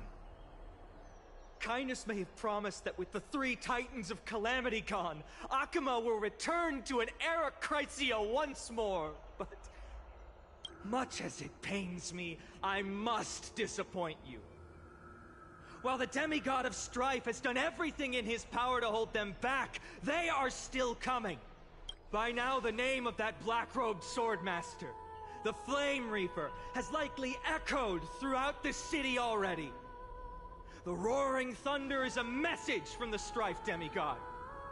The Flame Reaper has risen from death, and they hunger for the core flames of the gods.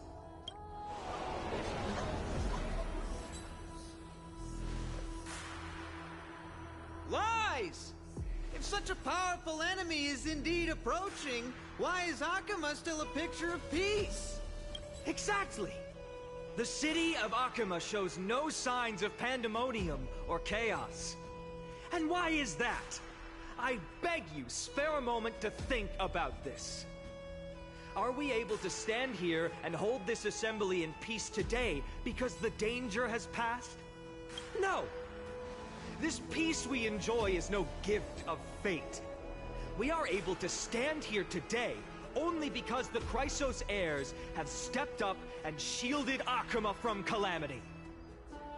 With her golden threads, Aglaya has preserved and continues to preserve these idyllic days that all of you hold dear. Council of Elders claims that Aglaya will one day forsake the people because her divinity is eroding her body and soul. But ask yourselves this. Rather than offering her aid and support, why do they choose to watch and push Akuma away from the Flame Chase journey? The answer that no one can bring themselves to speak of. A truth stained in blood and buried in greed, fear, and vanity. Allow me to lay it bare before you. It is because the Council of Elders, which bears Akuma's history and honor, along with this citizens' assembly we once took so much pride in, are now infested with vermin.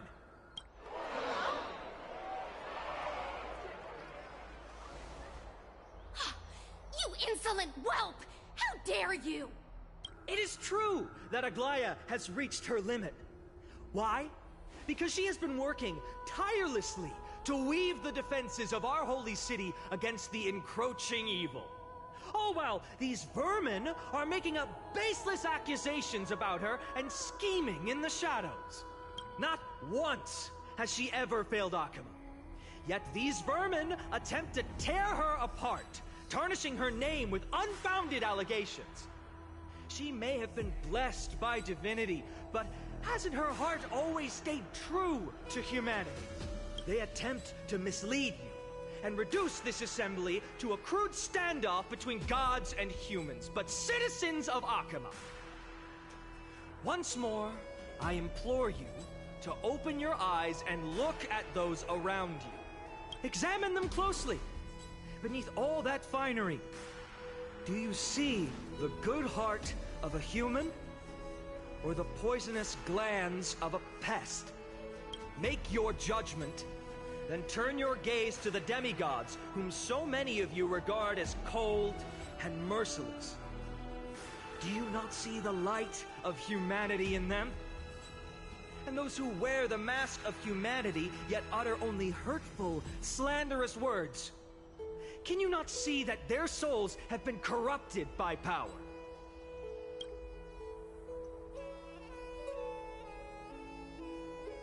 Yet, no matter what your answer is, and no matter who your vote goes to, rest assured that you have nothing to fear. For Aglaya, Trebios, and I will remain your faithful guardians and pledge our lives to upholding your decision. And this vow will stay true until the end of our days, where it will be passed on to future flame chasers. A steadfast and unwavering promise that shall endure through the ages. The Christmas airs have only our just mine.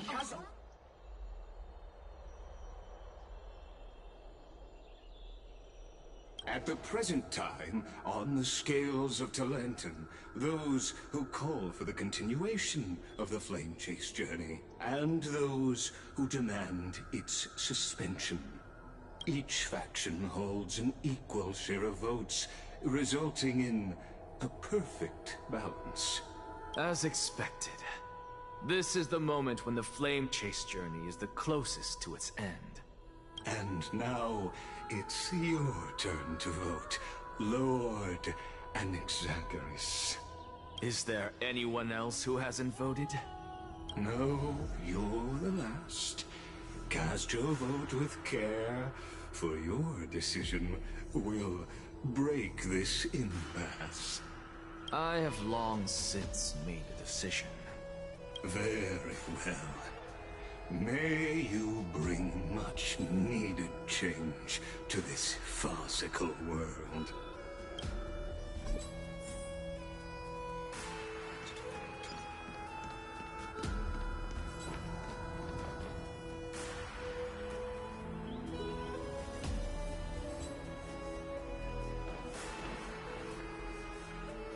You've done well, Finan. Given the circumstances, delivering a rousing speech to stir up emotions was a prudent move.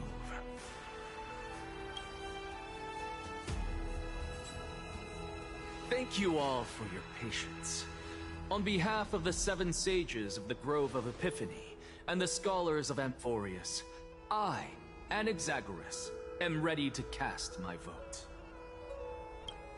But before that, in the interest of fairness, Lady Goldweaver, I pose a question to you before all who are gathered here. Will you, as Finan has promised, stand by the decision made in the Assembly, regardless of outcome? In the interest of fairness, I make no promises, lest it should influence your decision. Very well. I thank you for your honesty.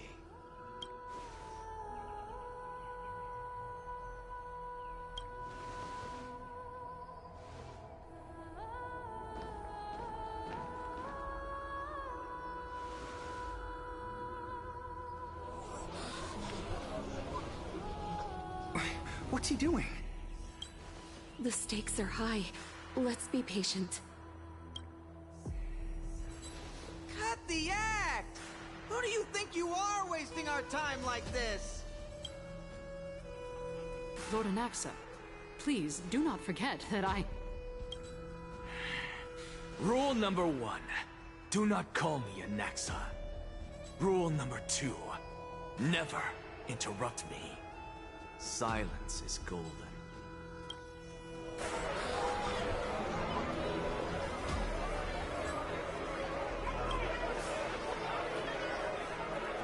Just vote already. What are you waiting for?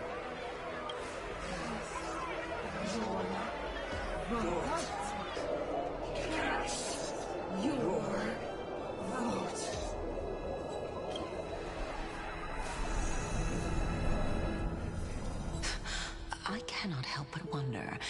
Is every hardship in the world something you will exploit and use to your advantage?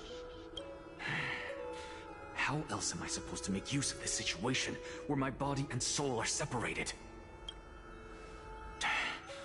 Oh, Circes.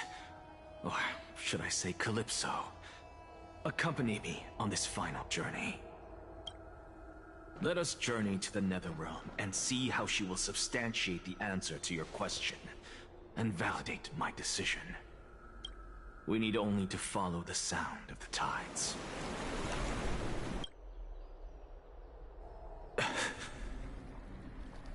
You are... Well done, child. Just as I foresaw, you have achieved great things. Teacher. What a twist of fate. A blasphemer raised in the doctrines of the Venerationists. It's like a foal kicking its mother in the belly after taking all her milk. I respect you immensely, sir.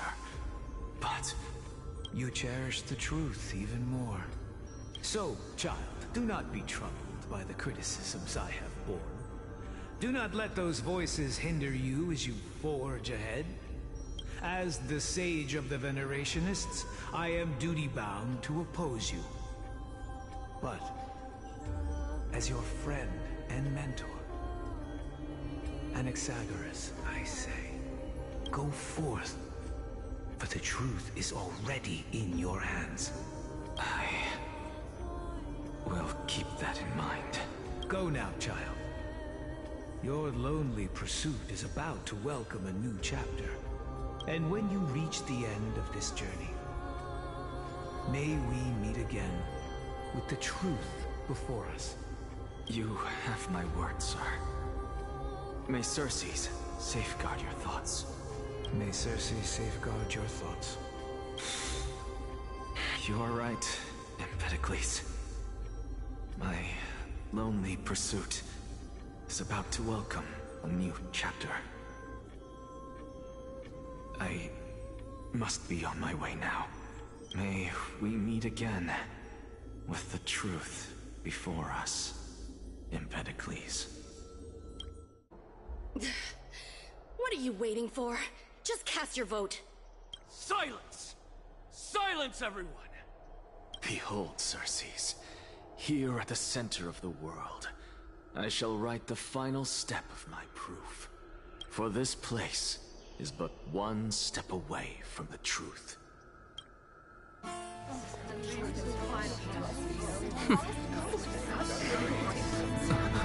Professor, I completed the proof you wanted.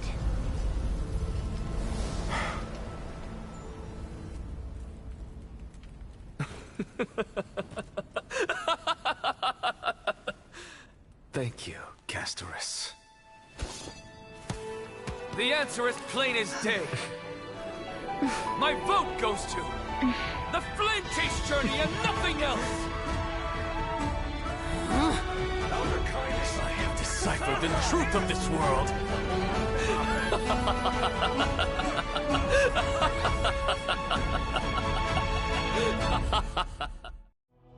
With the balance shattered, the result is clear.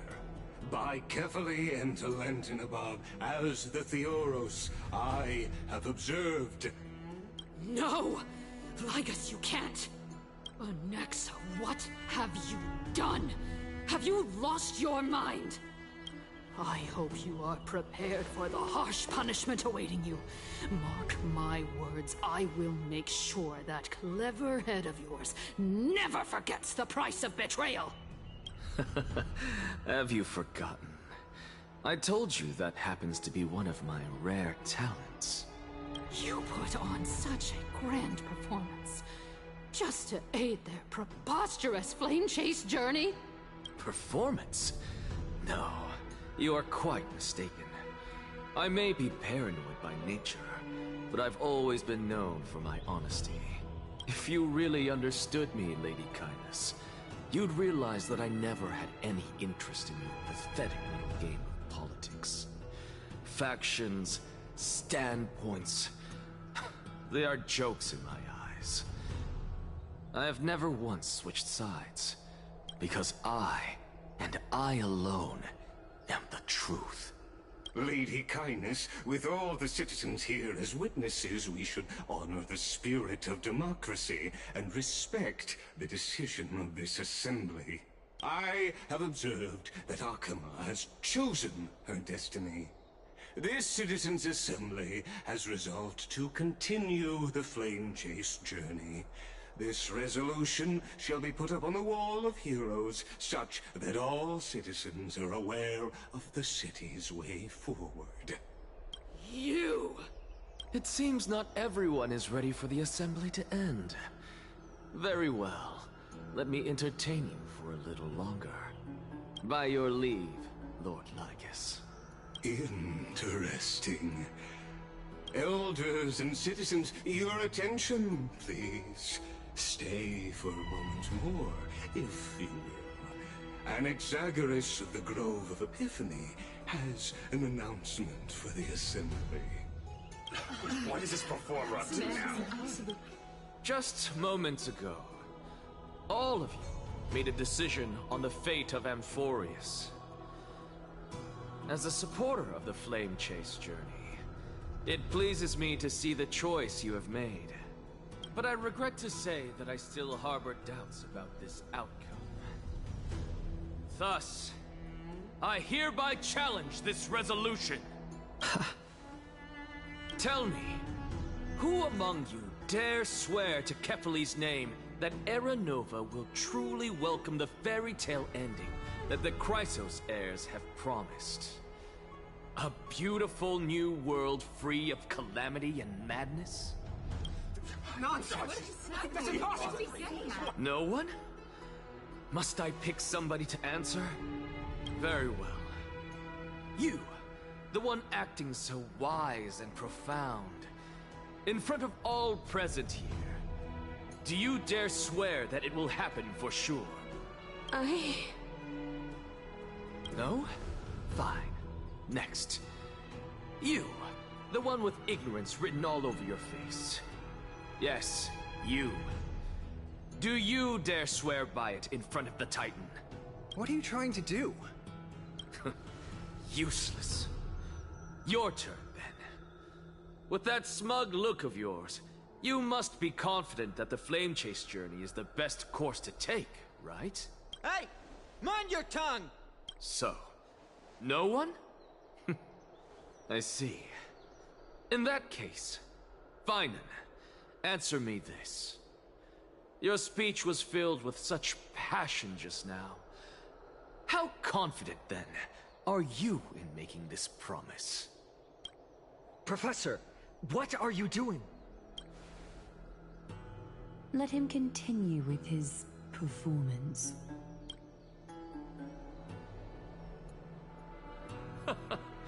Will you look at that?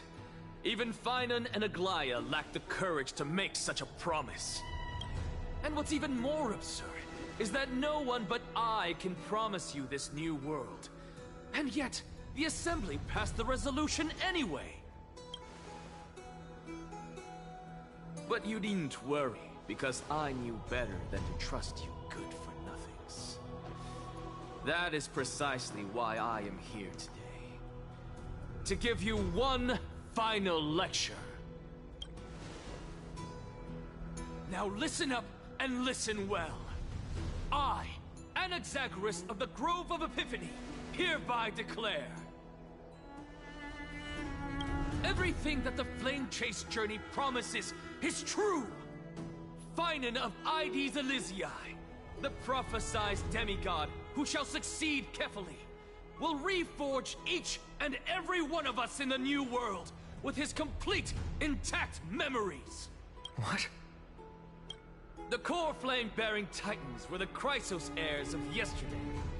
And the Chrysos heirs who carry the core flames today will become the titans of tomorrow. All of our souls shall endure for eternity in the miracle of the World-Bearer. And all under Kefali's protection shall step into that new world.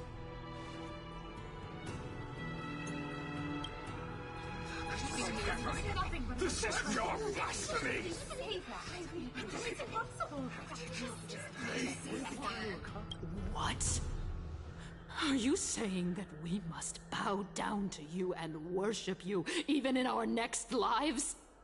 Enough, you blasphemous imbecile! How dare you try to deceive us with all these lies and falsehoods? How can you prove? I told you, don't interrupt me. But since you've asked, I shall be kind and indulge you. My statements are based on my experiments on the divine body of Kefali themselves. You heard me correctly, everyone. With the tacit approval of Kindness and the Council of Elders, I fused my soul with a god through alchemy and learned the truth behind Era Nova. What is he talking about? Isn't that pure blasphemy?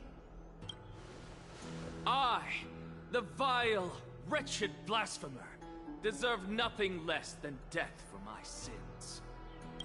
And the Council of Elders, which granted me consent and aided in committing this atrocity, should face punishment alongside me.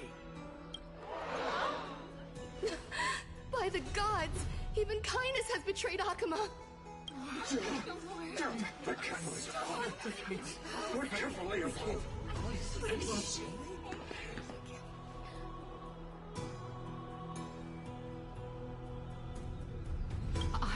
I had no knowledge of his transgressions. He did that on his own. The Council of Elders bears no responsibility for his actions. Lord Lygus, as the esteemed Theoros, are you going to simply stand by and allow the Council of Elders to be dragged through the mud? If the accusation is true, I will acknowledge it. If not, my conscience stands unburdened.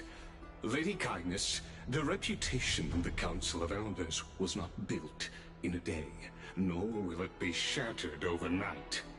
Repercussions await those who fool the people, and punishment must be meted out on those who abandon their vows. We should respect this beautiful city and her people. You... Lady Aglaya, the Gold Weaver, I humbly ask that you take on the responsibility of overseeing this judgment in the name of the fairness of Talantin and the justice of Kefali. Considering the circumstances, and in accordance with Akuma's codex as the only demigod among us, you shall rightfully wield this authority. The honor is mine to bear. How is this permitted? Elders and citizens, silence, if you please. Anaxa of the Grove of Epiphany has made his statement clear. As per Akuma's codex, I request all present citizens to stand with me in exercising the right of judgment. First, Elder Kindness of Akuma and Lygus the Theoros stand accused of neglecting their duties and abusing the law, leading to the egregious blasphemy against a god. In the names of Talantin and Kefali, Akuma is to form a committee before the 7th action hour to conduct an investigation and disclose the findings to the public for subsequent judgment. Yes! That's what we deserve! Curse you! Now, concerning Anaxagoras of the Grove of Epiphany, he has confessed to grave blasphemy against Kefali. In the names of Talantin and Kefali, the accused must be allowed to hear the people's voice prior to the execution, for a chance at a reduced sentence and possible pardon.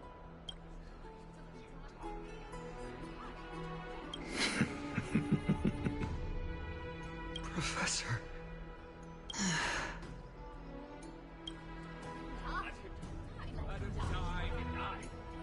Let him die! Let him die! Let him die! Let him die! Let him die! Let him die! What decision will you make? Lady Goldweaver. Enough with the hesitation, Aglaya. This is not like you. Let him die! Let him die! Let him...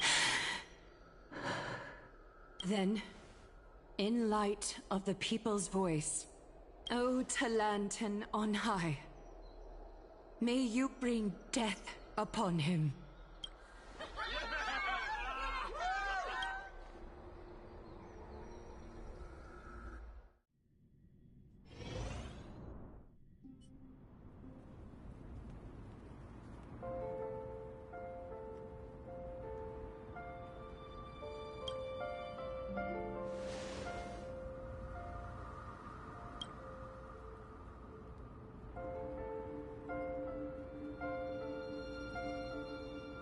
Allow me to reintroduce myself. I bore the name of Castrus while walking among the mortals. And now, I stand as the demigod of death, the living side of Thanatos. Welcome to my realm, where the west wind ends.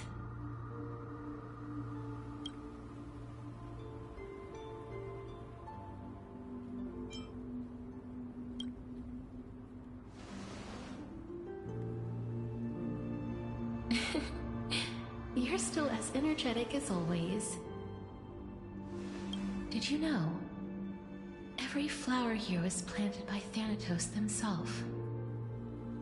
These flowers were originally both lifeless and immortal, but in the first rain brought by the River of Souls, they were given new life, flourishing as the bearers of countless souls.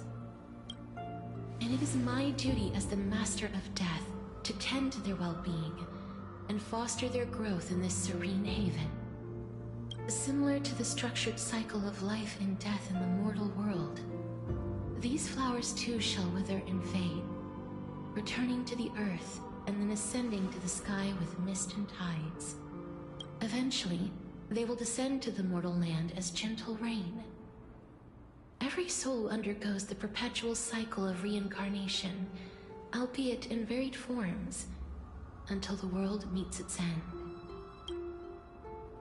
Yet, sadly, there's no time left for Amphoreus to wait for when the flowers bloom again. Now, death is the power at my fingertips.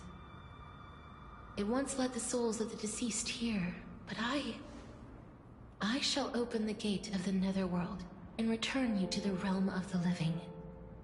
In exchange, please, take the core flame of death with you and complete the flame chase journey. Do not let our work thus far be in vain.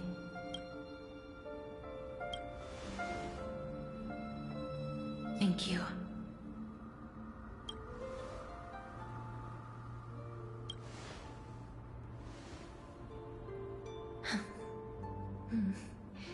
Just like the other demigods, I will stay here and embrace my destiny. That being said, it is not easy to guide a lost soul back to the mortal realm. The whispers of death are sweet and alluring. If your determination wavers, you will succumb and be forever ensnared by the netherworld's grasp. Please consider this a one-time exception. I will do everything in my power for the flame chase journey. And for your life, the only life I can save. I am glad to hear that.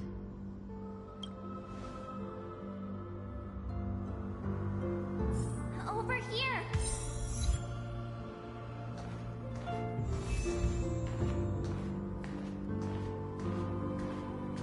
I believe in you.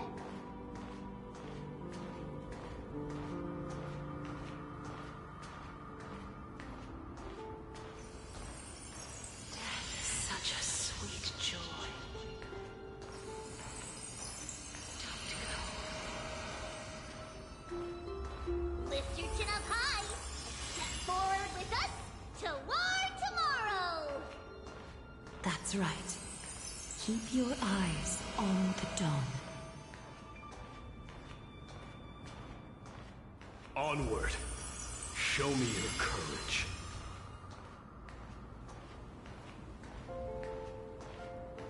Partner, we shall become heroes together.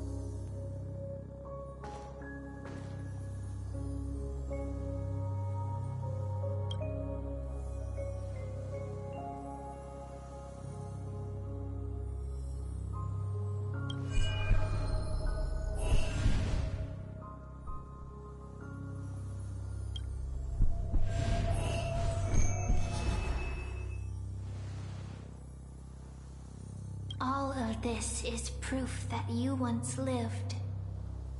Your soul, your memories, the years you've journeyed through, and the path they revealed, leading you back home. So, continue onward. Do not stop moving forward, and do not let her sacrifice and the support of all who have stood by you be in vain. Over here, friend! Take my hand. Let's go home.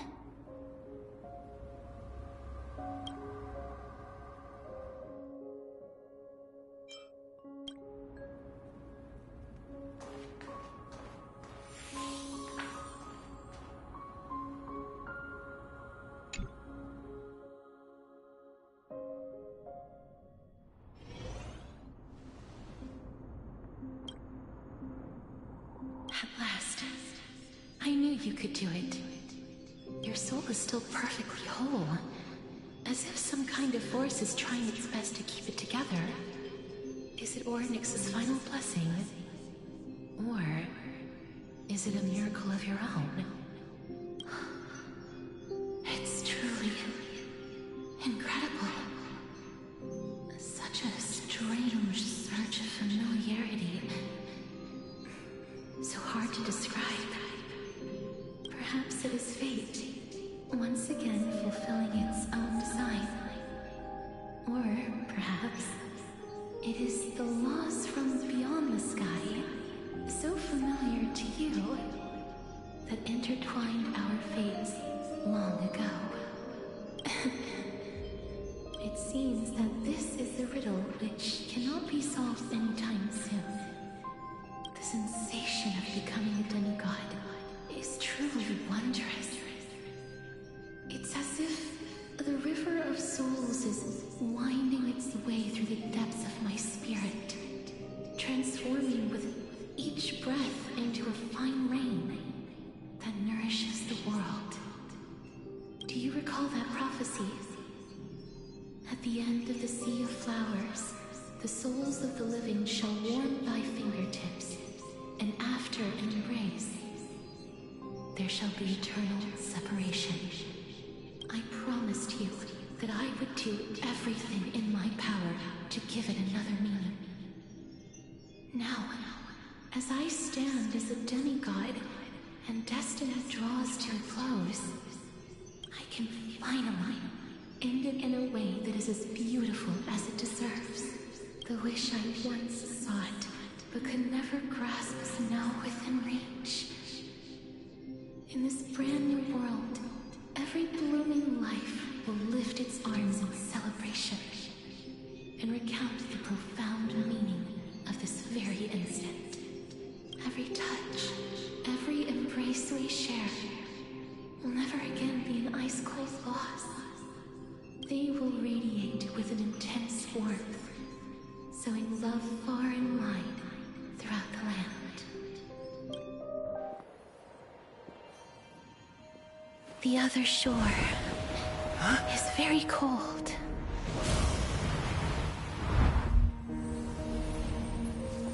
May I borrow your warmth one last time? Thank you for fulfilling this wish of mine. The place I'll be going to is what humans call the Land of Sorrows. But with this heartbeat and the residual heat of this embrace, I shall turn the nether realm into a gentle place of rest.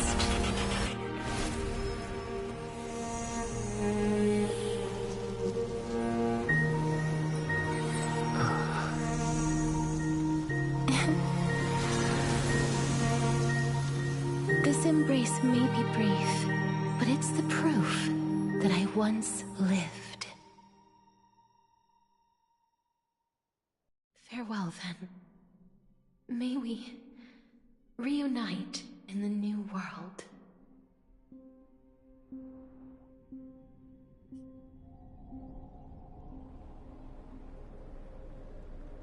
That grand and absurd performance was what you've been seeking your whole life? I gave up everything in search of truth, and it culminated in this very moment. You, on the other hand, performed as I expected. You did not hesitate when you saw the chance to attain power. It's as if you... Crave power, like a fly craves rot. Those are your words, not mine. But what you said at the end, did you already know what I had planned for Thainan? I may have lost an eye, but my vision is clearer than anyone else. You've nearly exhausted your humanity. You're no different from my current state as a walking corpse. That's true. I've long since burned to ash over the past 1,000 years. Only he is capable of unleashing a raging fire that rivals our final great enemy, Aquila. So, this is our last chance. How about we let go of the bad blood between us? May I resonate with your core flame, Aglaya? Please do. That's impossible. To persist with your soul thinned to such an extent. You're insane. Just as you fight to lug your corpse onward to complete your unfinished goals, I have my own reasons for doing this. Until Thainan grows into his position as the prophesied leader, I must continue to lead everyone on the flame chase journey. I must keep inching forward, even if only as an empty shell. I've long predicted this was the case, but I didn't think you'd already lost so much. How ironic. We would have avoided so many misunderstandings if you and I had just spoken this candidly before. But casting aside our ideological differences, there is one thing you and I agree on. Thainan. Yes. He was born to be a hero. He understands the hearts of the people, and I can confidently say he is a far better leader than you. Only he is capable of fulfilling your mission. Sadly, he is a man cursed by Nestia. But by my estimates, his horribly elaborate sense of style should not impede Era Nova. Congratulations are in order. We found common ground at the very end of our destined paths. When you put it that way, it makes me want to take back what I said. Aglaya, we're back. Come welcome our great hero reborn from the ashes. I hope he didn't hear your earlier assessment. It wouldn't be the first time I criticized him. A man should be aware of his own shortcomings.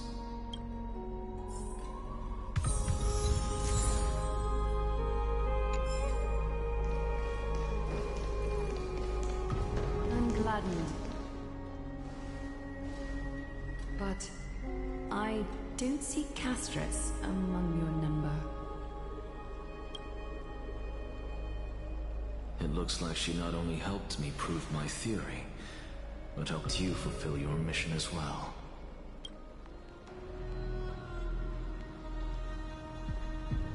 She might not have been able to change her fate, but she still wrote the final verse of her epic herself.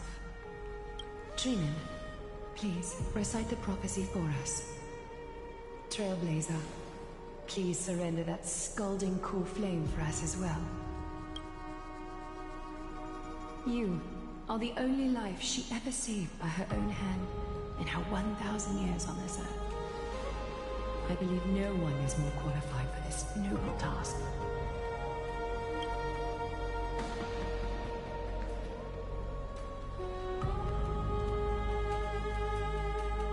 O gods who have returned, and gods who are still watching, today we bring you a soul laid bare.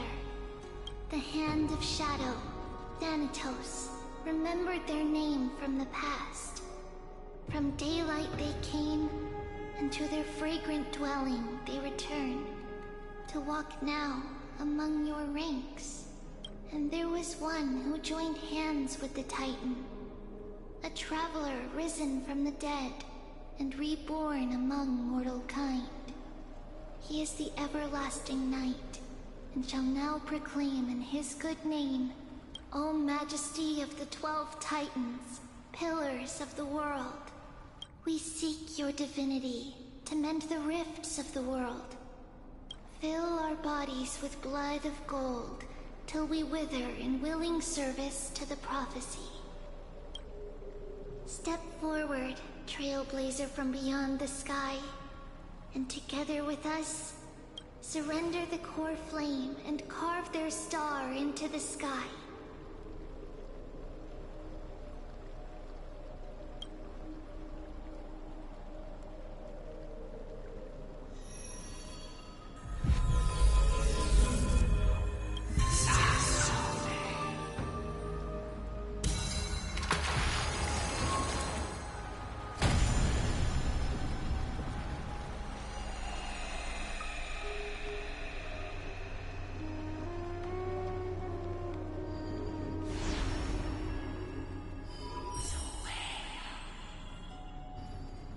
Constellation for death. For life and death, to be more precise.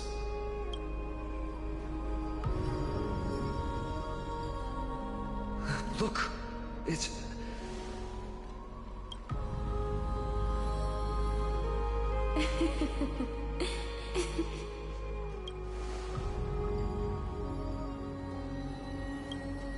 No, it's only a divine echo. I think she's here for the trial.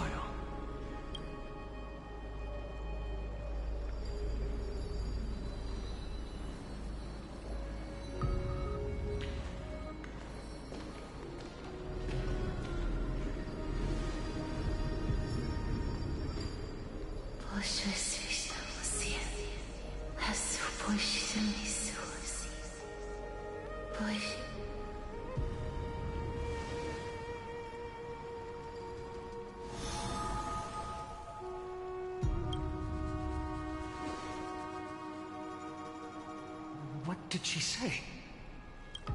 That's the language of the Titans. Casterus... No. The Titan...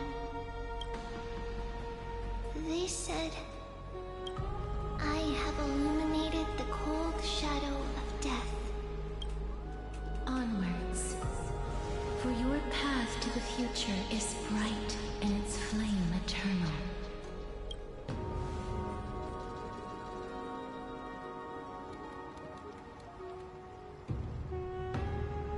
Do not forget.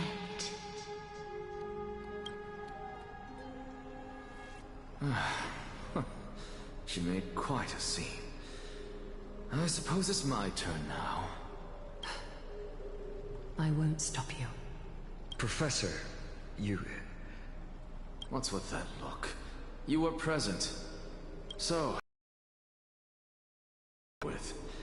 we wouldn't want to bring shame to Akima's divine laws or keep me from creating a new world. You never change, do you, Professor? I don't understand. If your theory is correct, you'll lose all memories of your past life once you become a Titan. So what's the point of becoming a god? Of course there's a point. Even if I forget who I am, I'll still have my brilliant mind. It goes without saying, I'll find a way to retrieve memories of my past life. Besides, I still have you, don't I? I still don't really understand what you said during the assembly. Even if it were true, things reforged from memory could never be the same as the original anyway. Then allow me to tell you right now that you're wrong. What exactly are we? My answer is that the Chrysos heirs are the future Titans and vice versa. Of course, this answer only applies to us. So, what are we when it comes to regular mortals? The very essence of the world, our souls, are tiny invisible seeds that hold records of each person's memories of the world. And we are the buds that sprout from these seeds to grow into great trees. Is that what new sporism means? Correct. Once our physical bodies are born, we become new extensions of the world. From there, we plant our seeds into someone's memories, and then scatter them into the hearts of countless people in the future. Just as seeds are affected by their environment, so too will our appearances differ across memories. But the partial memories we carry will always be the same. Because that is just how the world is. To destroy our very existence, one must destroy the world itself. But we have someone who will still live on with his perfect memory. That person is you, child of Kefali. This is what it means to be the world-bearing Titan. So, carry everything of this world and live on. Don't disappoint those most precious to you. Don't disappoint Lady Goldweaver. And especially, don't bring dishonor to my theory. Anaxa, I swear to you, I'll lead everyone to our reunion in the new world. Good. That is all I have to say. Farewell, everyone. May we meet again in the next life. Farewell, great performer. May Circes safeguard your thoughts. Are you satisfied, Honorable Titan? Very. I hereby swear I have borne witness. Anaxagoras of the New Sporists and the Grove of Epiphany has successfully overcome the trial of reason. Thus, I shall confer upon you these words. You shall transcend the peaks of purity and return to corruption and hardship. Oh, so that's a god's prophecy. It sounds like you just rephrased my past, present, and future. Ah, Circes. Is that all you've got? Well, you've already transcended the peaks of purity, and you were never the type to give me any leeway. That is true. But I do still have one question. I knew it. What is it? Maybe we're thinking of the same thing. As you've so boldly stated, we and the world itself live on through the memories of others. If that is the case, whose memories did the very first new spore sprout from? How should I know?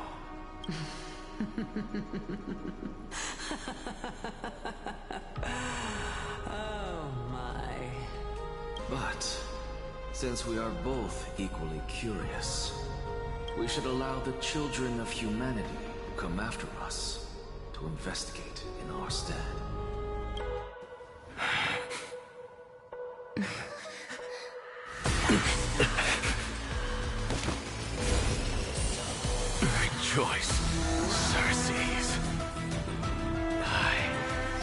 sow the seeds of suspicion in the new world with your soul! And now, the objective is complete. That is all.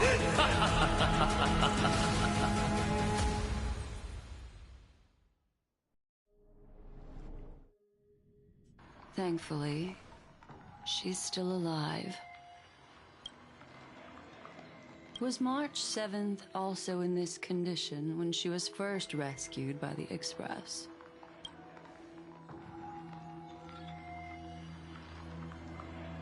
But she still woke up naturally. Looking on the bright side, that might happen this time as well.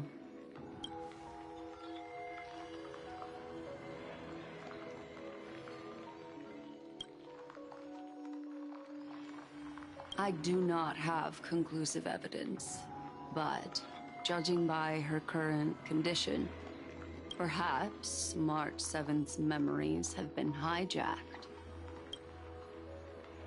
Think about it, Miss Himiko. What will happen when someone loses their ability to remember?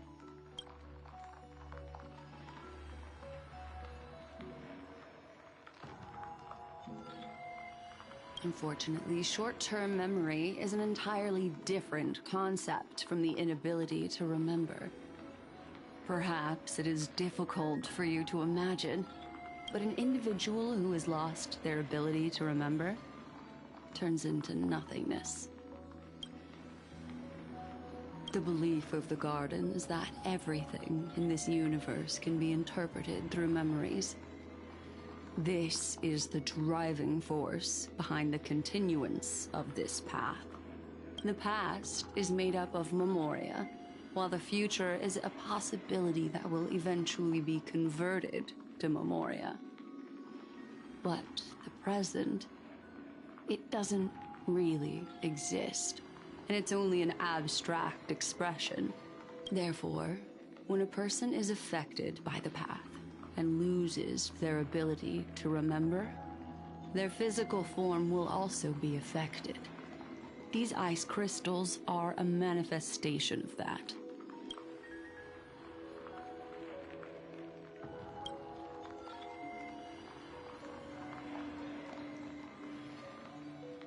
Is Miss Himiko suspicious of me? In other words, now is the time for me to prove my innocence.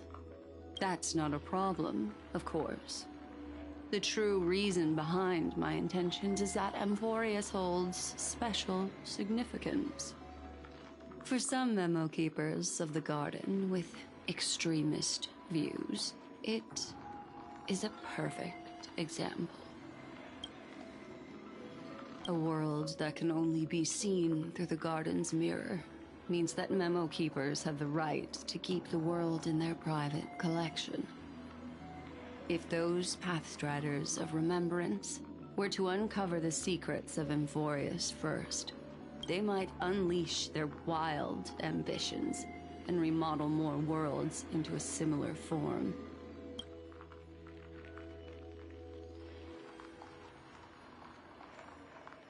I chose to remain quiet before, because I did not want to involve you in the Garden's internal conflicts.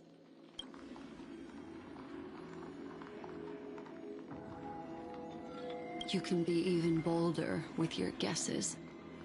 The people that I'm talking about, they aren't just individuals. They are an organization that has already attached itself to the pinky finger of Fu Li.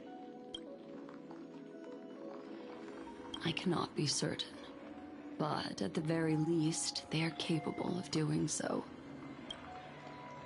I am deeply sorry about what has happened to March 7th, but the deal that I propose still remains a fair one. Amphoreus is still an excellent destination, and investigating further might allow us to uncover the truth behind the accident. Miss Himiko, the wisest choice right now is for us to continue cooperating.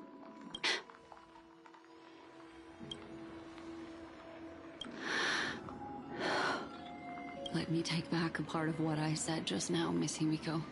Although we indeed struck a deal, it seems like I have involved you in some unforeseen danger. Please accept my deepest apologies. It's Fuli.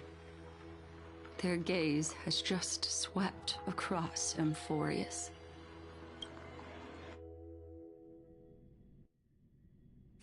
Oh, how interesting. I never expected a mere memo snatcher to be actually hiding so much inside her head. What's even more interesting is that the word Amphoreus has appeared in her subconscious. This lady seems to be having fun. Is she usually like this? It's, hard to explain. What are you two whispering about? Has it not occurred to you that I can hear everything clearly? Oh, please pardon me, Madam Herta. Would you mind sharing with us what you've discovered? The ones who need help are the Astral Express. You will have to put up with my methods, even if they are rather unconventional. Let's get back to the topic. By using the fourth mirror, I rummaged through the brain of this memo snatcher and learned a good deal. Not only does this person know of Amphoreus, but there are also... I searched through her consciousness and found the following terms: the Eternal Land, the Rejected Land, and the private collection of the Garden of Recollection. It seems like Miss Black Swan is indeed hiding some things from us. Since I'm not able to find any useful clues from the outside, why don't I personally visit this mysterious Amphoreus? You're planning to head to Amphoreus yourself? Yes, but not in the flesh like you all foolishly did. See these Herta mirrors? With them, I can project my data spirit entity to any corner of the cosmos through spatial warps, without even needing to leave my room. But of course, these corners of the cosmos must be within the coverage zone of inter-astral peace communications. After all, this is collaborative technology. I see. You do seem like the more indoor type. Although that star zone is not within the network of the IPC, the Express itself can serve as a signal station. Come, give me the astral chart coordinates. Then, sit back and enjoy the show.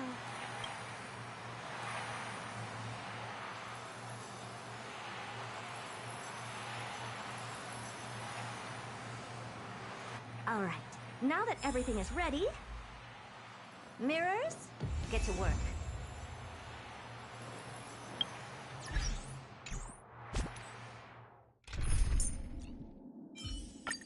What could possibly... Thank you, Madam Herta. Companions are the lifeblood of the Astral Express. When things are settled, we will repay you for all your help. Well, this young man sure is courteous.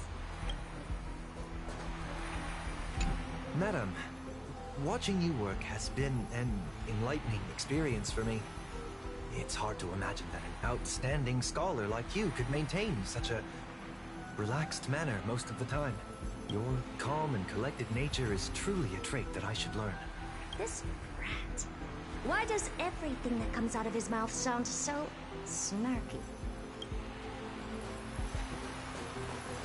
First mirror, input the coordinates. You'll be in charge of the spatial work. As you command, Madam Herta. The preparations are complete. I wish you a pleasant journey ahead. Second mirror, prepare for the thought refraction. There's still some distance from the Astral Express to the Amphoreus celestial body. You're in charge of sending me over. This time, raise the power to the maximum. Don't be stingy. Oh, okay. I won't fail the mission, Madam Herta.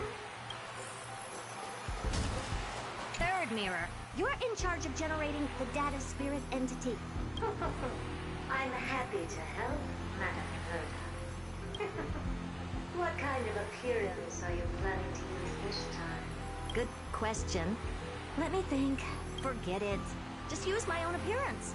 There's no one there that'll recognize me anyway. As you wish.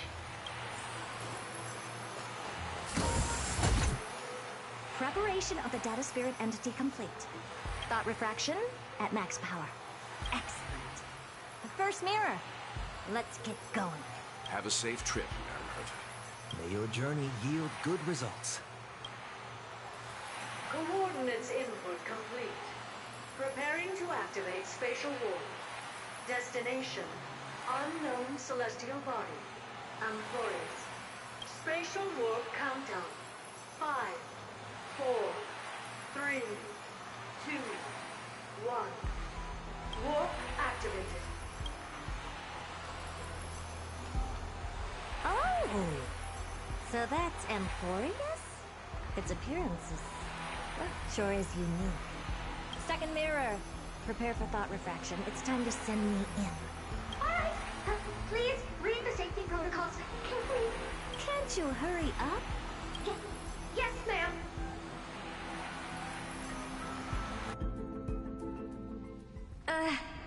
I didn't expect it to be so turbulent. I should have asked the second mirror to use slightly less power.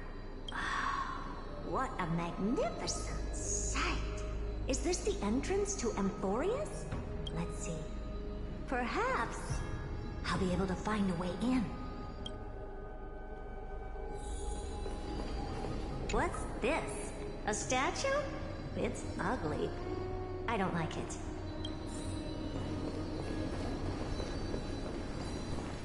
What's this? How creepy. Oh, it moves? Who are you trying to scare? Oh, I finally found your traces. How esteemed must you be for the great Herta to come out personally? When we return, get ready to become free labor for the simulated universe for the rest of your lives. It's either a projection or a fake. There doesn't seem to be much to take note of. Now then, how am I going to get into Amphoreus? My deepest apologies, esteemed lady. I'm afraid that you cannot proceed further. Who's there? Your visit, although not part of my calculations, is a pleasant surprise. It's a pity that the preparations are not yet in place to receive you with the hospitality that someone of your status deserves. Are you not going to answer my question? Who are you? I have many identities, and I'm going to have even more in the future.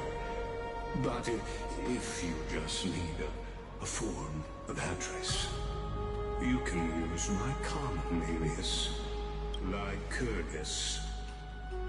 Lygus. All right, Lygus.